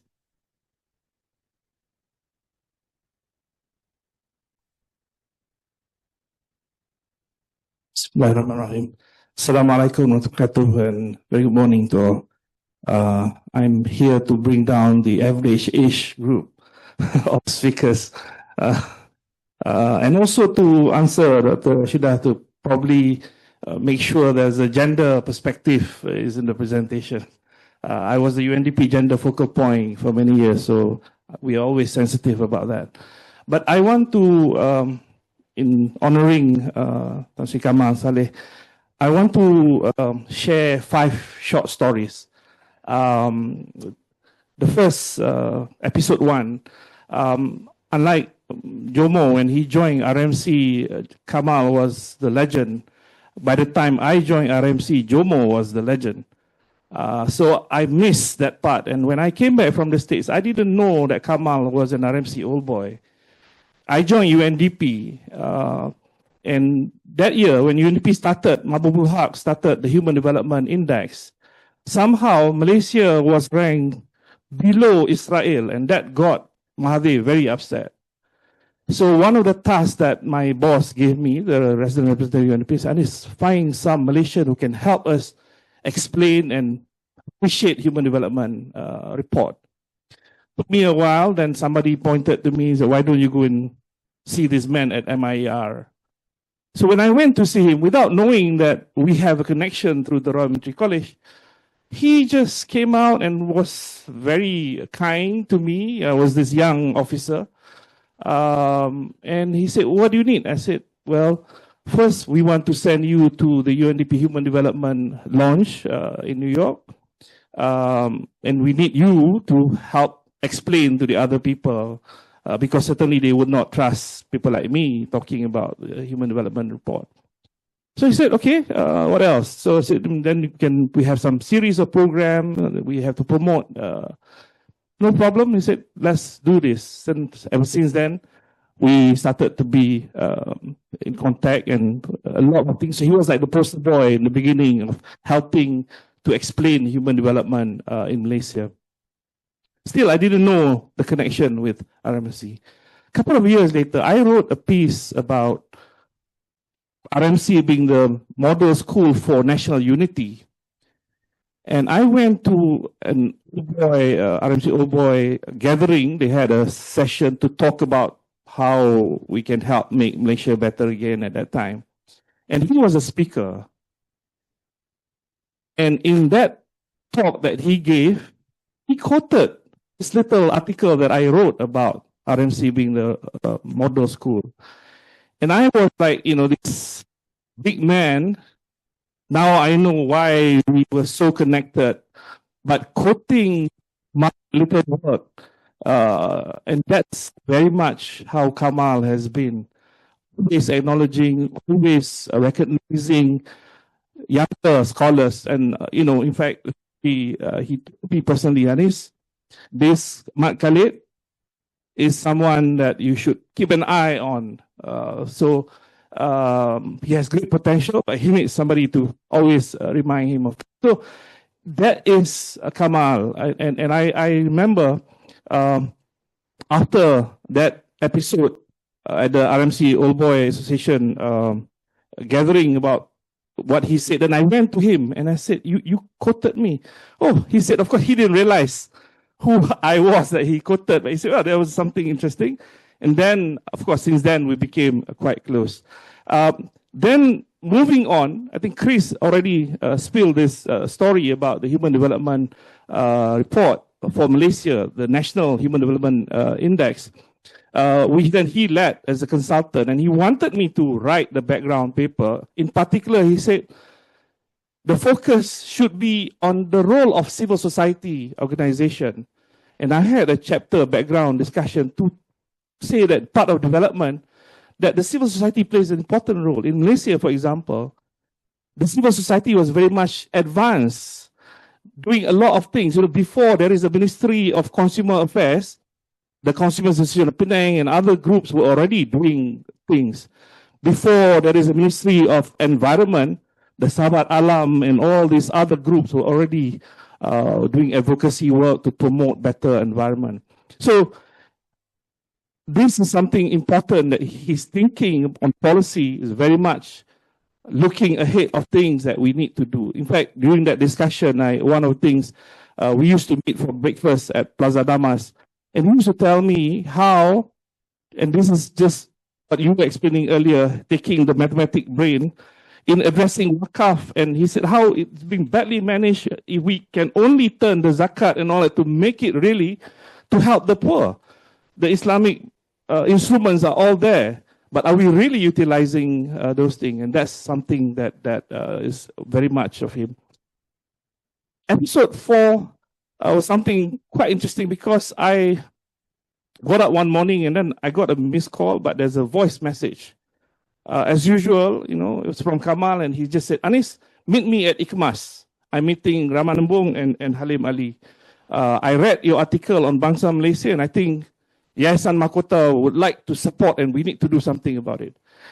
So again, he still, I felt that my little column or op-ed that I write, just my way of communicating my thoughts and thinking, but someone like him is always following and encouraging that must continue to do this. Then there's a bit of a sad experience that I had. It was on this campus. One evening I was leaving office and I was driving, and I saw him wandering around. I think Raja gave him a space here, was doing some editing book. So he was walking around and I stopped and I said, what are you doing? I'm trying to get a taxi. He said, you're not going to get a taxi on campus. I said, can I call you a Grab? He said, no, it's okay. I want to use public transport. So I said, you're not going to get any public transport from inside campus. I said, why don't you come? I'll drop you somewhere. So he said, where are you going? I said, I'm going to Mount Kiara. I said, oh, okay. I used to live there and I know the area well. So I said, okay, maybe we go somewhere where there's a taxi stand that I can drop you. He said, no. Drop me at 7-Eleven. Can you wait? I said, what are you going to do there? I'm going to top up my IC with some money because I want to use the bus. So I'm like, this guy who used to run set up IMU, and he's just going to top up money on his IC and take the bus home. But that's very much Kamal. And he taught me, this real lesson of humility and being humble and always nice to everyone around him. And I think all the things that people have been saying resonate well with who he was and what he has contributed to the nation without even, the selfless, not asking to be remembered. I don't think he wants us to have this session like this. But a great man, and in fact, last weekend I was in Penang, visited one of his former teacher, Anwar Fazal, and I asked Anwar, can you write to me of your memory of Kamal, who was his student? And Anwar wrote this. He said, he was among my best students, and when I initiated a magazine for the Form 6 economics student called The Entrepreneur, he helped to edit it. That word was hardly known in Malaysia, but he became one of Malaysia's best multiverse entrepreneur. I think he is a multiverse entrepreneur from Tenggara Oil. There was an NGO, there was think tank that you set up with him. What was that? Okay. So I just, I'm glad that we had this session. Thank you, Raja, for hosting and for KRI for joining doing this. And the country lost a great man. And I lost a great guru. Thank you.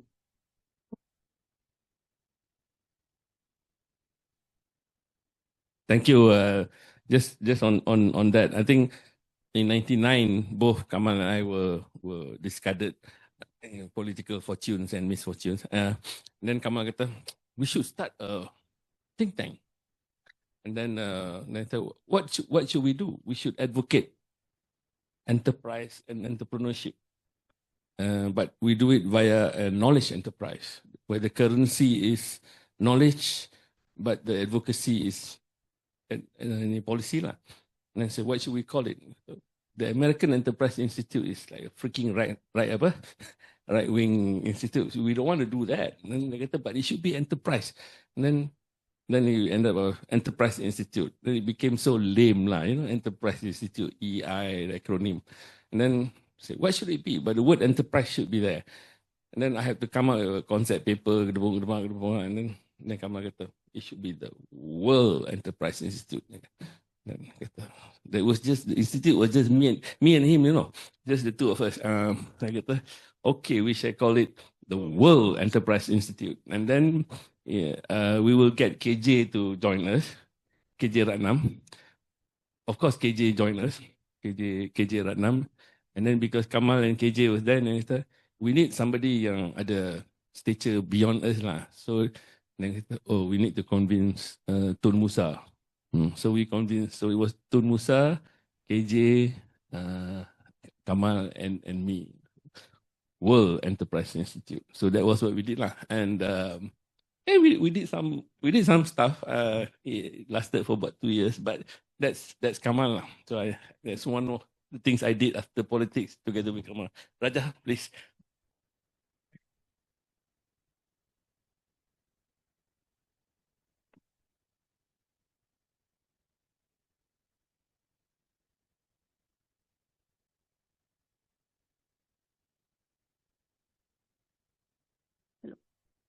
Sure how.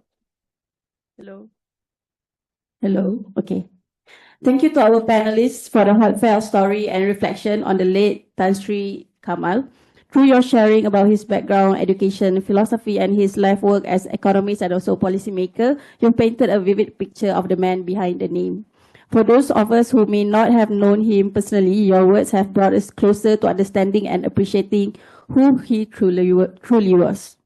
So, ladies and gentlemen, please welcome distinguished Professor Datuk Dr. Raja to deliver a speech from Datuk Sri Idris Jala and also a special address about the upcoming book on the work of the late Tan Sri Kamal Salih. Over to you. Thank you, Madam Shafa Mustafa. Me to present this not because I'm the director. We were best of friends when we were undergraduates. Though he did development studies, I did business. And the courses that I did in social science were all electives at that time. But just to make a point that he had a bike, I didn't have a bike. So we often went out to eat on his bike. Now, this is because he asked me to present this. He also actually read out the speech to honor me when I got the Professor Ulung Award in 2018. Now, coming back to speech in memory of Professor Kamal Salih. Good afternoon, everyone. My apologies as I'm unable to join you in person. We are gathered here today to celebrate the life and legacy of a man who profoundly shaped the minds and hearts of many, the late Tan Sri Professor Kamal Salih. He was not just an esteemed academic and pioneering economist, but a mentor, a visionary, a true champion of transformative development. For me, Kamal was my lecturer and dean when I was a student of development studies at Universiti Sains Malaysia. Under his guidance, I was fortunate to graduate in 1982 as a top student in my class, receiving the Bishan Core Gold Medal Award, an achievement that would not have been possible without his constant encouragement and unwavering belief in my potential. Through Kamal, USM offered me a scholarship and a place under the academic scheme to pursue a master's and a PhD at the University of Pennsylvania. But as fate would have it, Shell also offered me a scholarship to pursue master's at Warwick instead. Instead of becoming a lecturer as he had envisioned, I ventured into the corporate world. I spent 27 years working for Shell across Malaysia, Sri Lanka, the UK, and Holland, and eventually as the managing director and CEO of Malaysia Airlines. Over the years, whenever I met Kamal, he would remind me of the road not taken, the path of academia and development studies. I often wondered if I had wasted those 4 years studying development studies and learning how governments could play their part in national development. But in 2009, I was appointed as the minister in the Malaysian government, and it was then that everything came full circle. When I met Kamal that same year, I told him it must have been providence, divine intervention that led me to this appointment. Suddenly, what I had learned from Kamal and other lecturers at USM came alive for me. I now had the opportunity of a lifetime to put those lessons into practice on a national scale. As we were embarking on the government transformation plan and the economic transformation plan, I remember sitting down with Kamal to seek his public policy insights, especially given his role as the founder of the Malaysian Institute of Economic Research, MIER. He was as passionate as ever about economic policy, always armed with data and an unyielding belief in the transformative power of sound development strategies. Let me relate an interesting episode about my interaction with Kamal. In 2012, when President Jakaya Kikwete of Tanzania invited me to address his cabinet ministers in Dar es Salaam, I found myself drawing on lessons Kamal had taught me in 1980. I told the Tanzanian ministers about how Kamal introduced me to the public policy wisdom of Julius Nyerere, I suppose Julius Kambaris Nyerere, how Nyerere successfully kept Zanzibar within the Tanzanian Federation to relative autonomy, unlike Singapore and Malaysia, how he made it unconstitutional to identify Tanzanians by race or religion, and how he was revered as father of African socialism and the Ujamaa village concept. Relating what I had learned from Kamal to those ministers became a powerful icebreaker, and it led to the Tanzanian government hiring 15 people from my team at Komando Associates for a 3-year engagement. The entire engagement that door of opportunity would perhaps never have been opened had it not been for the influence of Kamal in my formative years as student. Kamal was a man whose impact went far beyond the lecture halls. His teachings, his principles, his unwavering dedication to the pursuit of knowledge were gifts that continue to resonate in my life and the lives of countless others. Today, as we celebrate his memory, let us honor his legacy by carrying forward the lessons he imparted to us. The courage to dream, the discipline to act, and the resolve to make a difference. Thank you, Kamal, for being a guiding light, for believing in us, and for reminding us of the roads we take and the roads we don't. Your legacy lives on. Thank you, Idris Jala.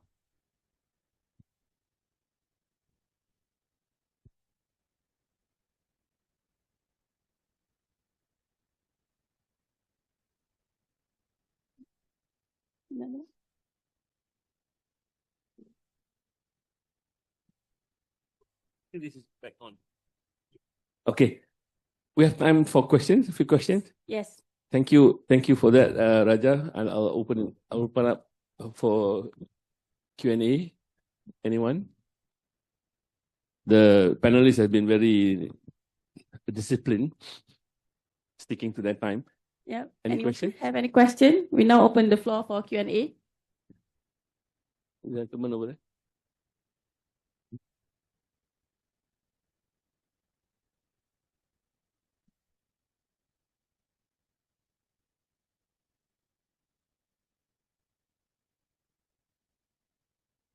Yeah, good morning. My name is Ong Kok Hai. I'd like to share with you one aspect of Kamal, which all of you know, but for me, it is I'm directly involved in the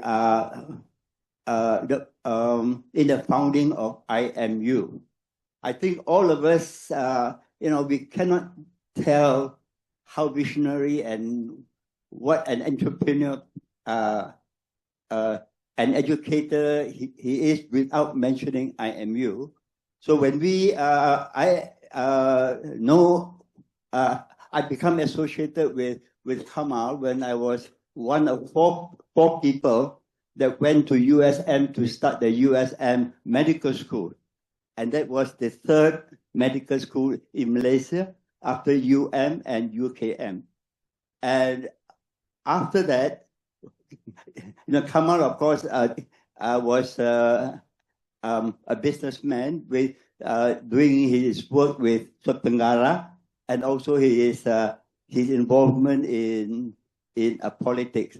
But what happened was that IMU was actually born of a visionary idea of starting a private medical school with the concept of credit transfer from Malaysia to one of 20 prestigious universities all over the world. And at that time, a lot of people just say, how is this possible? How can, a little country like Malaysia be able to get partners in the University of Glasgow, University of Edinburgh, University of Melbourne, and so on and so forth. So what I want to share with you is, number one, Kamal as a visionary educator, a visionary businessman, but more important, as a visionary who sees the need to provide opportunities for young people to become doctors. So today, as we all know, IMU is more than 30 years old, and it is an international brand.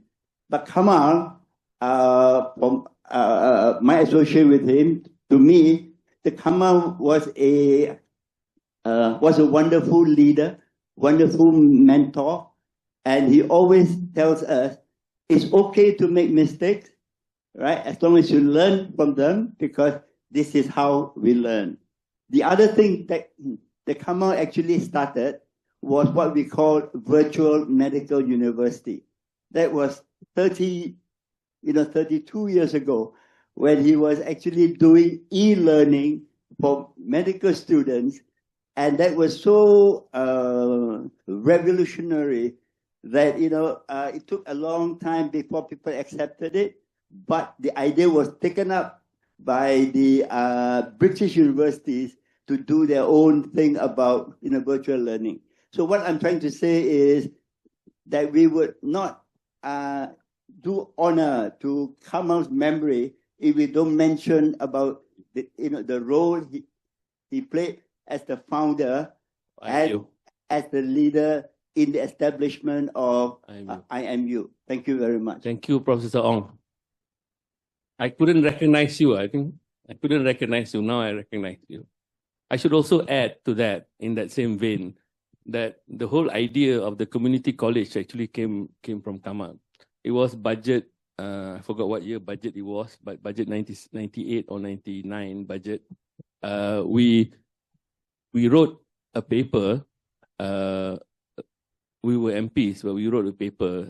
I think it must be 98 or 99 or 98, because that was Anwar wasn't around. Daim was the finance minister, so we wrote a few recommendations, and then Kamal was the one who came up with the idea that actually, in order to address a lot of this marginalized, underrepresented thing, and then continuous learning, lifelong learning, so actually he put in place this recommendation to build community colleges, very much in the vein of the American community colleges, very localized, lifelong learning, adult learning, and that sort of thing. But of course, at the point of implementation, it became like project, and then became like a it didn't quite achieve the objective that he had in mind. But actually, just to credit that the idea of communities having specific, unique learning institutions was actually from Kamal. The implementation, of course, is something else.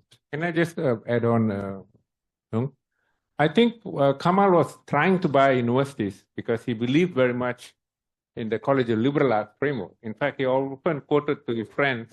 I'm an example of it because although majored in business, I did all my electives in social sciences. That's when I was mentored by Chandra, by Kukejin, my great lecturers, Zawawi Ibrahim, Johan Sarawanamutu, among others.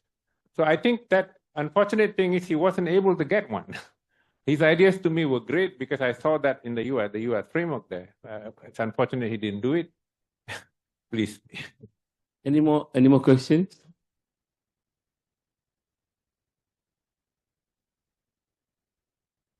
Yes.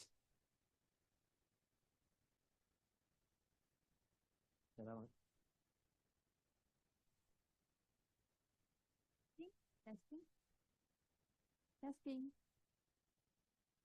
Testing. Testing. Testing. Testing.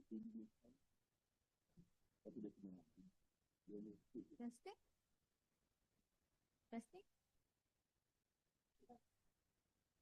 Testing. Okay. Testing. Okay. Go ahead. Assalamualaikum warahmatullahi wabarakatuh. My name is Omar. I'm doing my PhD in one of the public university in this country. My question is, okay, before that, perhaps my background was Tan Sri Prof. Kamal, the late of Tan Sri Prof. Kamal Salih. My introduction with him is not that formal, where he attended many of the MIER universities seminars, conferences, and from there we always talk about and discuss some of the ideas, where some of the ideas I really, for me, is very visionary. But perhaps due to I'm not really have a formal connection with him, so I don't really know much about him. But my question is, when I compare the kind of visionary of an economic graduates like him with the current younger graduates, even from economists or many of the faculties of schools, I see that Tan Sri Prof. Kamal is a different kind of economist, where he's also a statesman, a politician, and he tried to realize his own idea. And when I try to survey the younger generations nowadays, I don't see that much of enthusiasm, where the graduates would like to be also a kind of statesman that would like to have their own vision being implied and applied in Malaysia. Many of them, when I try to survey, they would like to just join the labor forces and later, trying to survive in a very competitive environment, etc. So my question is, what's the thing that is missing in our current education? Yeah, to produce another people like him. Yeah. Maybe you should ask. I should ask the gentleman on your left, Tok Pa, to answer that question. Okay. Maybe I think this generation baby boomers, who basically the NEP generations, I think we came back to start things from scratch, build something from nothing. And what happened to the younger generation? They have not gone through that stage, and sometimes they don't see how the country evolved over the years. So I think we can do that better. I can think.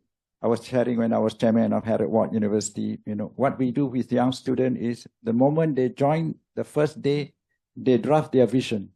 They draft their vision and they look at how they want to contribute to community. And the university track that. It's part of building the young people. So there's a lot of intervention that the university can do, because the ecosystem is a bit different today, because the country evolved. And with the NEP, we also created a culture of entitlement among some of the people who enjoy and take for granted. So I think what we need to is a mindset change. But at the university, when they spend 3 to 4 years, it's a period of transformation. And I don't think much is happening in the university on that score. Okay. Yeah. There was this, one of the conversation in the Hamidiyah group. Kita dah jadi macam apa tau, macam gambar cowboy. Gambar cowboy yang, the town is just 2 row of the saloon, the caretaker, And then the bad guys masuk. And then they shot the sheriff, kan? And then they went to the bar. Of course, there's a bar, caretaker, ada kot saloon, and then they were enjoying themselves at the bar, and everybody dalam town tu look at each other, tengok, tak apalah, it's okay. You know why? Sekejap lagi the cavalry will come and save us. That's what we are lah. We never get organized to solve problems. Kita tunggu orang lain nak solve problem. Any other questions? Don't want to be cynical, okay? Don't be cynical. Be skeptical, okay? Don't be cynical. Any more questions? Ani tahu. Ani nak jawab pasal dia duduk kat universiti lah ni. SPM pun dapat mengambil masuk universiti apa? That's a problem. Any more questions? I'll pass to Raja to. No, but I think as an ending before I pass to Raja, I think the on a serious note, I agree with Anis. Kalau Kamal wouldn't want this thing, but since we've done it, it's fine. But the real sadness of people in my generation is actually the question you asked. Actually, one is on our side. Why did we effed up? Basically, we effed up in the sense that we had power, we had access, we had opportunities. Why didn't we get to do things that will make Malaysia a better place when we leave it? That's one. On the other flip end of it, why are not more young people ada idealism, ada ideas, ada ambition, ada hope, and not just as an observer, but as a participant wanting to do something? Why are they not coming forward to do something? You become the change that you want to be, and not just be an observer. And the audacity to believe that one person, one boy, one girl somewhere can actually make a difference. So it's the collective responsibility lah. If it's really up to us lah. Dah kita dah tua dah, tak larat lah. So if we don't carry this through, it's our country, it's our life, our livelihood, and our children's livelihood, and those who we leave behind. So with that, I would end by thanking the AEI on wearing my Khazanah Research Institute that we do this. Oh, Adi, you want to say something? Adi, yeah. Okay, before I pass to Raja.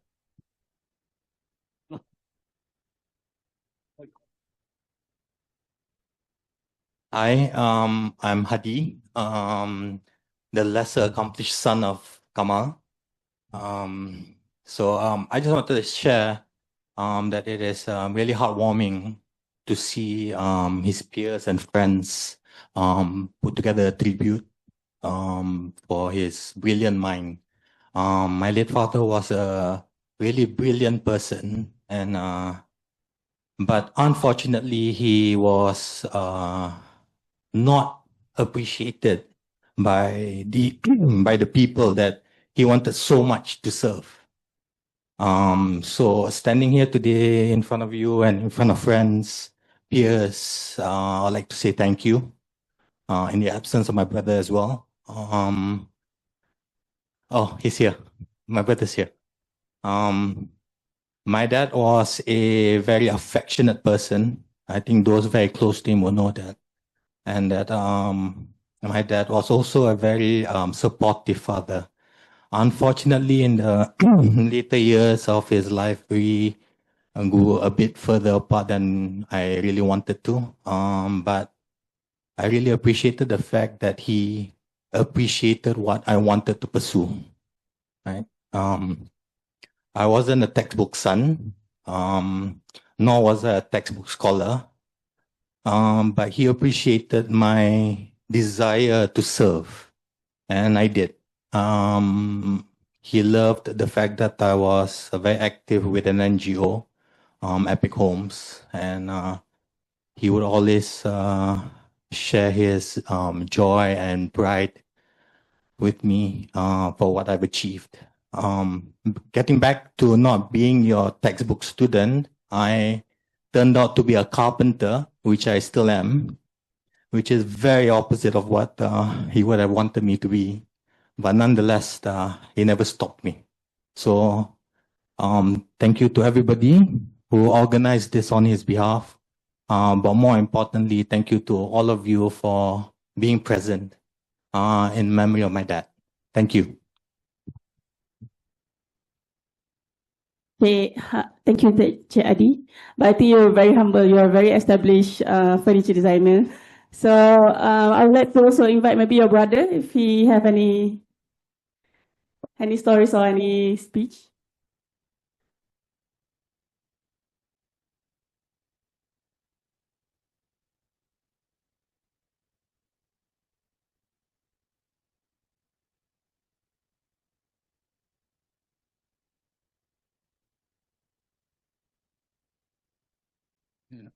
Hello, Assalamualaikum and good morning to everybody. Sorry I'm a bit late today. I sent a message to Prof. Raja that I had an engagement that I couldn't get out of, but tried to make the time to come. So I'm thankful that I'm here. I don't really have much to add to what my younger brother had added, but I just want to mention one thing about my father, which I think most people would know. But I think one of the greatest things about my dad was his love for reading. And he always felt that reading was a means. He always felt that reading was a means. Sorry about that.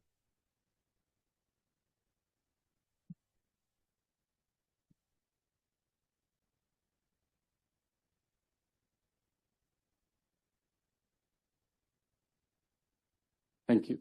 Yeah, one of the things that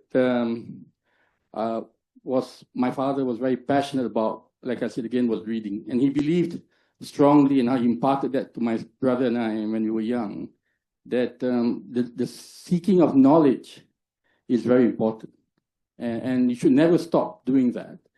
And the reason being is because, one of the things that the challenges that he had to face in his life was always the fact that no matter how hard he tried, things always seem to get much harder. And in order to accomplish a lot of good things in life, you always feel that there's a challenge that you have to meet. And that challenge can be addressed if you put a lot of effort into reading and expanding your knowledge. So he has always, since we were young, got us to read books as early as when we started even talking, to try and learn and improve ourselves better. And his belief very strongly was that if you read, you will inquire. And when you inquire, you start thinking. And that's a path that will lead you to do many things, good things, even beyond whatever problems or challenges that you have.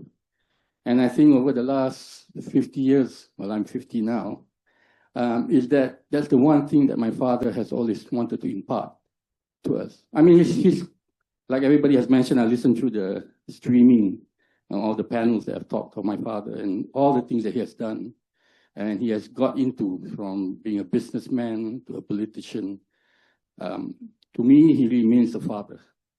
And that advice about reading and not wanting to feel second to anything else, and by just acquiring that knowledge, it will get you to a lot of places. Maybe I've not achieved that entirely what he wanted, but all children are like that, trying to keep up with the father that has got such high aspiration and vision. It's just not at all easy to even meet. But I hope, the one thing that he would remember, the last memory he would have was the fact that,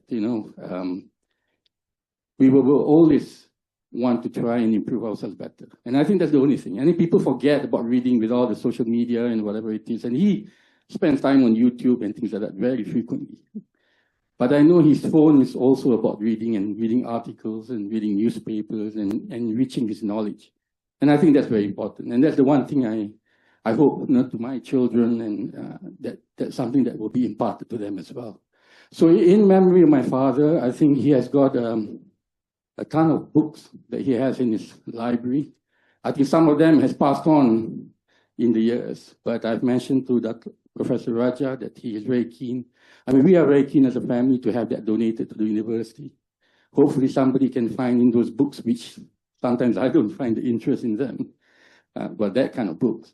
But hopefully somebody or some students within the institute or university will be able to benefit to what he enjoyed, mostly in his whole years, which was reading and acquiring that kind of knowledge. So I think that's all that I have to add to my brother. I would like to thank everybody for coming today. I truly appreciate that.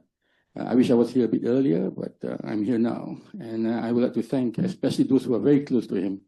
And I think you made his life very much complete. And I think because of your presence, your friendship, and working with him and being with him, I think it pretty much sums up and compensates. Well, I wouldn't say compensate, but certainly bring meaning to those challenges that he had to face in his life, even in these last few years when he was not well.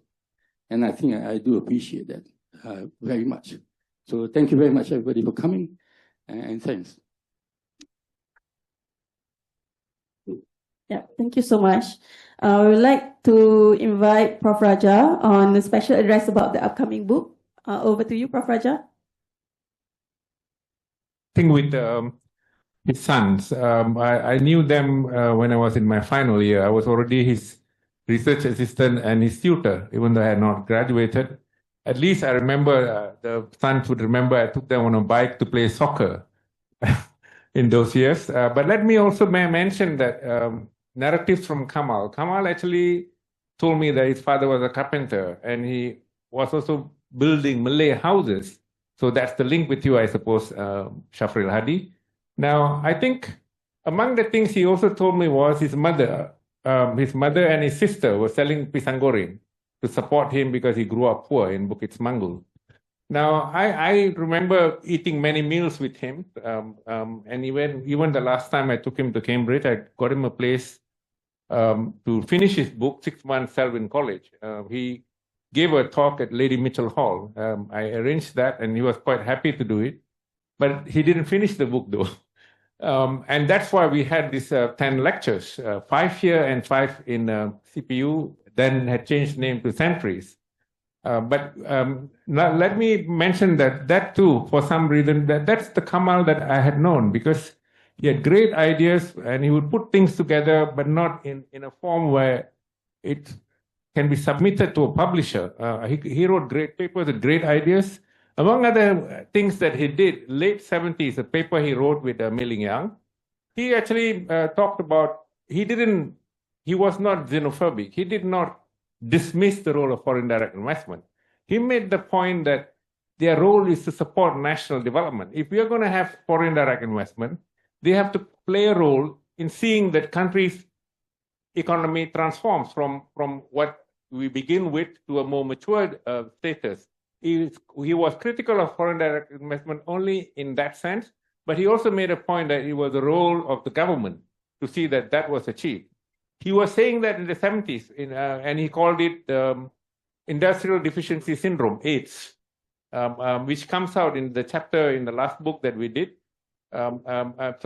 These are things I feel he had ideas towards, but for some reason, he didn't put it together in a way where he would have published and it would have seen as he was very pioneering in the way he advanced those things.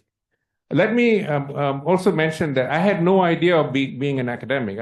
I learned how to read and write at Standard 6. I didn't have books and so on. I didn't go to primary 1. But he's the one who convinced me that I must be an academic. Being a sportsman representing USM and running, I was getting jobs in banks and so on. I thought that's where I should go. But he insisted that I should be an academic. So for which I forever owe him many things. Now coming back to this point here, early on, this is the time I decided to do my master's. I was then his tutor, his RA, but I was also doing work for Martin Kor, who had taught me, among those guys who opened up my mind. Sahabat Alam Malaysia and Consumer Association of Penang. So it's only after a nasty accident in 85, I decided to do my master's. He started as my supervisor, but he had to go because of political friction among the leadership then in USM. In fact, we even demonstrated, got us into trouble. But that's the time. The early publications of mine, not just the one that I published with JCA, but the ones I have published with him and Mei Ling Yang in the International Journal of Urban and Regional Research, as well as in a book edited by quite famous geographers John Friedman and Michael Douglas, University of California Press, Los Angeles, LA. Now, he also introduced them to me. That was to me very fascinating because even as a final year student, he had introduced to me to various different global scholars. That impact was very important because for a guy who felt he was not an academic at all at that time, he saw that I needed to do that. So I really took that on very seriously. And now we have Datuk Sri Mustafa Muhammad there. Thank you for coming. And also Tan Sri Ghani. Now, after that, when I went to do PhD, I had communicated with him regularly, but didn't publish anything together until I took him to UM when I was dean. I made him adjunct professor there and also here later. That's when, in fact, I nominated him to be the UNDP writer for Kamal Malhotra. And I also did a book with him revisiting Razak's role in Malaysia's progress. And then we did a number of other things, including an interesting paper published in a journal on subnational development. We talked about Penang and so on the electronics industry. Even the early papers that I did with him are all on electronics. That was my master's then. Now, coming back to that, we also did some other books, apart from the Razak books. This was published by Springer Nature. He was one of the editors with Chonky Chok. Imagining Malaysia's future, the building blocks towards balanced development. It came out with Springer Press. Now, what I'm thinking of is, in fact, one could do this if they wish to. Instead of the normal fast script, in fact, if somebody wants to do the fast script, I think he deserves that. I would love to contribute a chapter. But because he wanted to publish a book, very much it meant a lot for him. I'm looking at doing a book, and from the 10 chapters that he presented, I could find 3 reasonably good to build them into solid chapters there, and I plan to add the rest.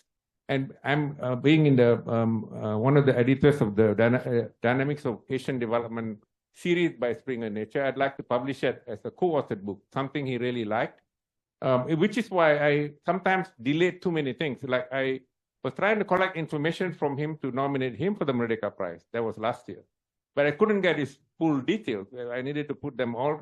Anyway, I should not regret that these things happened because leave these things to God. So that the plan is actually to publish a co-authored book. And I think he would very much like that because we had lots of discussions on that, which is what I'm going to do. But if somebody is going to do a first script, I will be happy to contribute a chapter. But I just also wanted to mention another point, since we traveled a lot, we stayed in many different places. One of the last visits where we stayed side by side in a room in a hotel was the 5 lectures he gave in Peru. The Member of Parliament for Balik Pulau, not Dr. Nusari, so the guy then, he was very keen on getting Kamal to his dusun. And he had durian there. Kamal ate as much as I ate. First thing he did when we went back to the hotel is to inject himself with insulin. Now that's the Kamal that I knew. It's just like when he writes a paper, he would lose interest in finishing it, even though his ideas are great. But that's why I feel that all the many good things he did, he didn't turn them into publications on his own. Surely he deserved it, but he was more interested in doing planning, strategizing things, including universities. His idea of university to me is really, really fabulous. The College of Liberal Arts framework that he had once, a lot of it we chatted about. I think he had all those great ideas. So I'm really happy that we remember a great man to me. I wouldn't be in academia without him, and therefore I will always say he was my greatest mentor, even though we have also Chandra here as a great mentor of mine. Thank you all for coming. Thank you. Yeah. Thank you so much, Prof. Raja. So we now invite Dr. Noor to kindly join Prof. Raja at the center stage for the presentation of the token of appreciation. I would like to invite Dr. Chandra and also Prof. Jomo to join our panelists on stage for a photo op.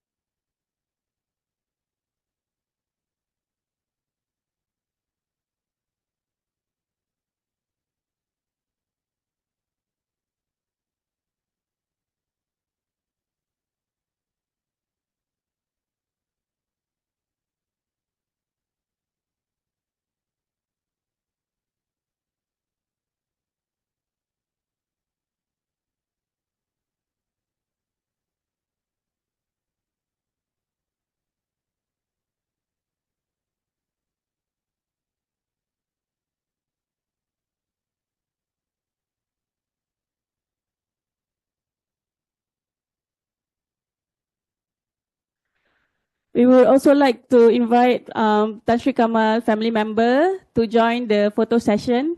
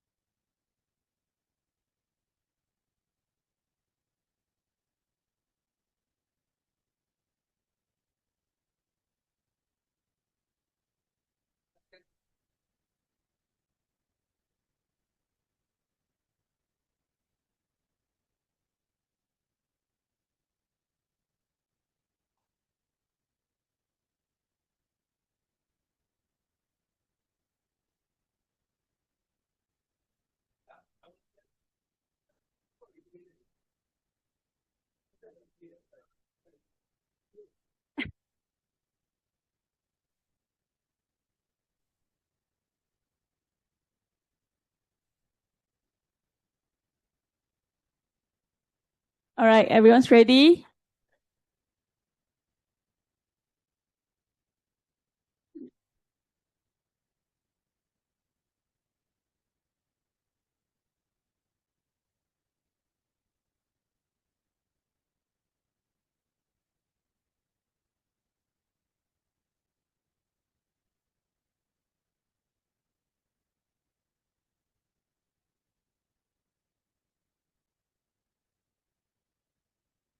All right, thank you so much.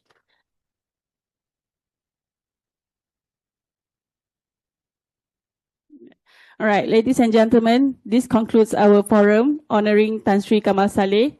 On behalf of AEI and KRI, thank you for your presence, for your contribution and reflections. We invite you to join us for lunch and networking at the foyer. You may exit through the door at the side of the stage. Thank you so much and have a pleasant afternoon.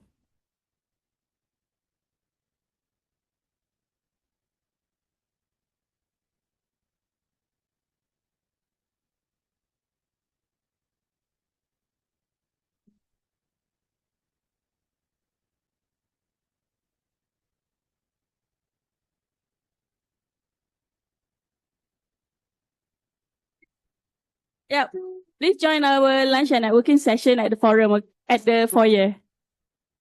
You can exit here and go to the foyer.